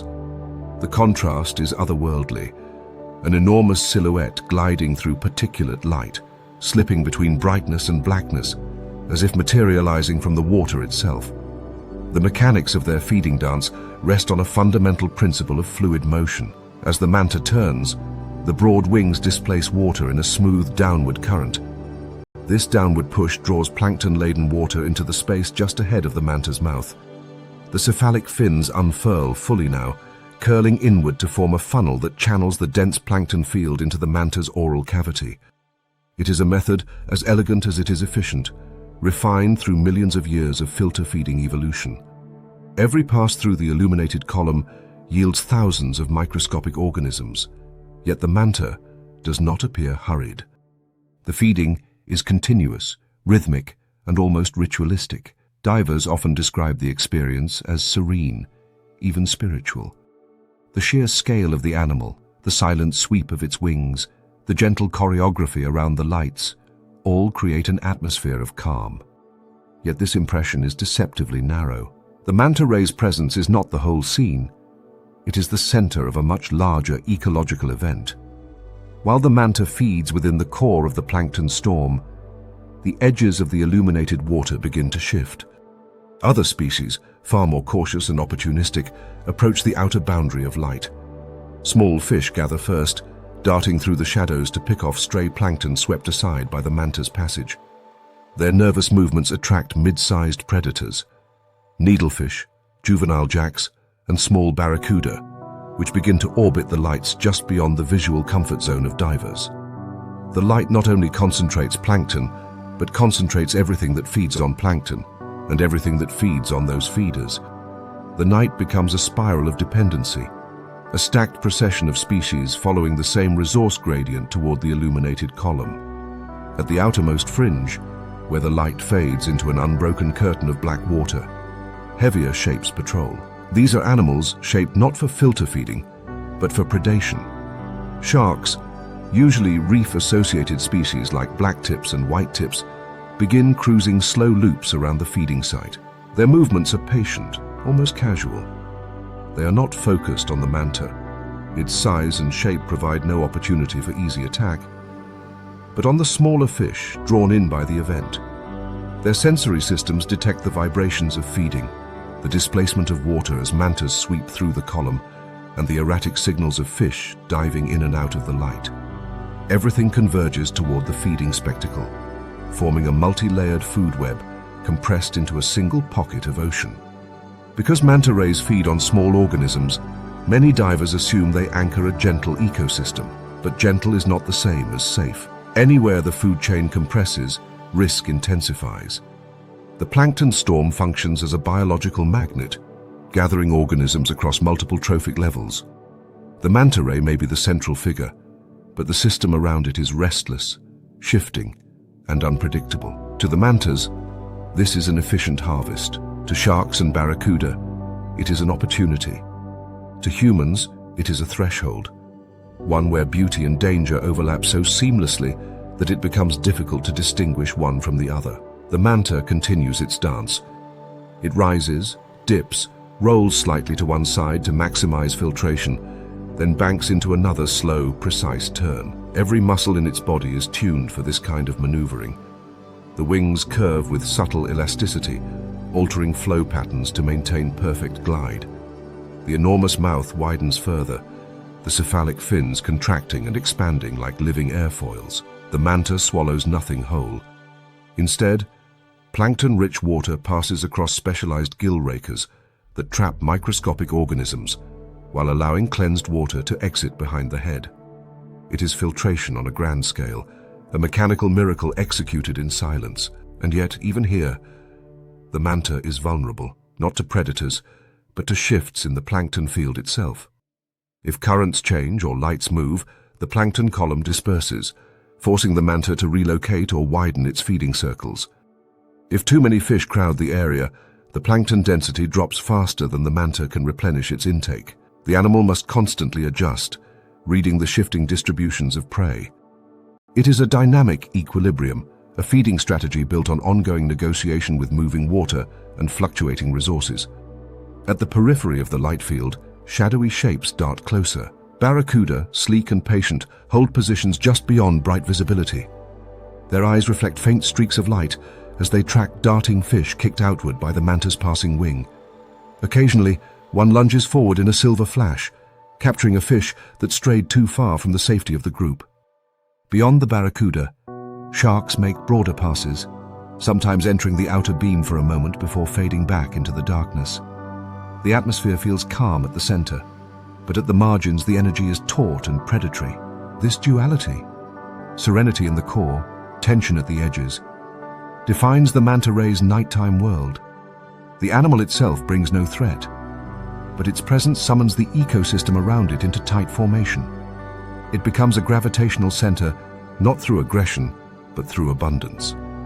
The illuminated water is thick with life, and the manta is the first to take advantage. But as always in the ocean, abundance invites competition. A spectacle that feels peaceful from the inside is, from a broader ecological view, a nexus of predation. When the manta finally withdraws, peeling away from the column and gliding back into the dark expanse, the plankton storm begins to unravel. Without the downward push of its wings and the sustained circular flow of its feeding loops, the illuminated particles disperse. Fish scatter. Predators at the periphery dissipate into the surrounding darkness. What remains is a fading column of drifting organisms and a sense of awe at how one animal can choreograph such an immense cascade of life. A manta ray circling a dive light feels magical, but the truth beneath that beauty is even more compelling. No moment in the nighttime ocean exists in isolation. Every movement, every concentration of prey, every illuminated pocket of water feeds something larger. Even the most peaceful night spectacle sits inside a bigger food chain, layered, shifting, and alive with consequences.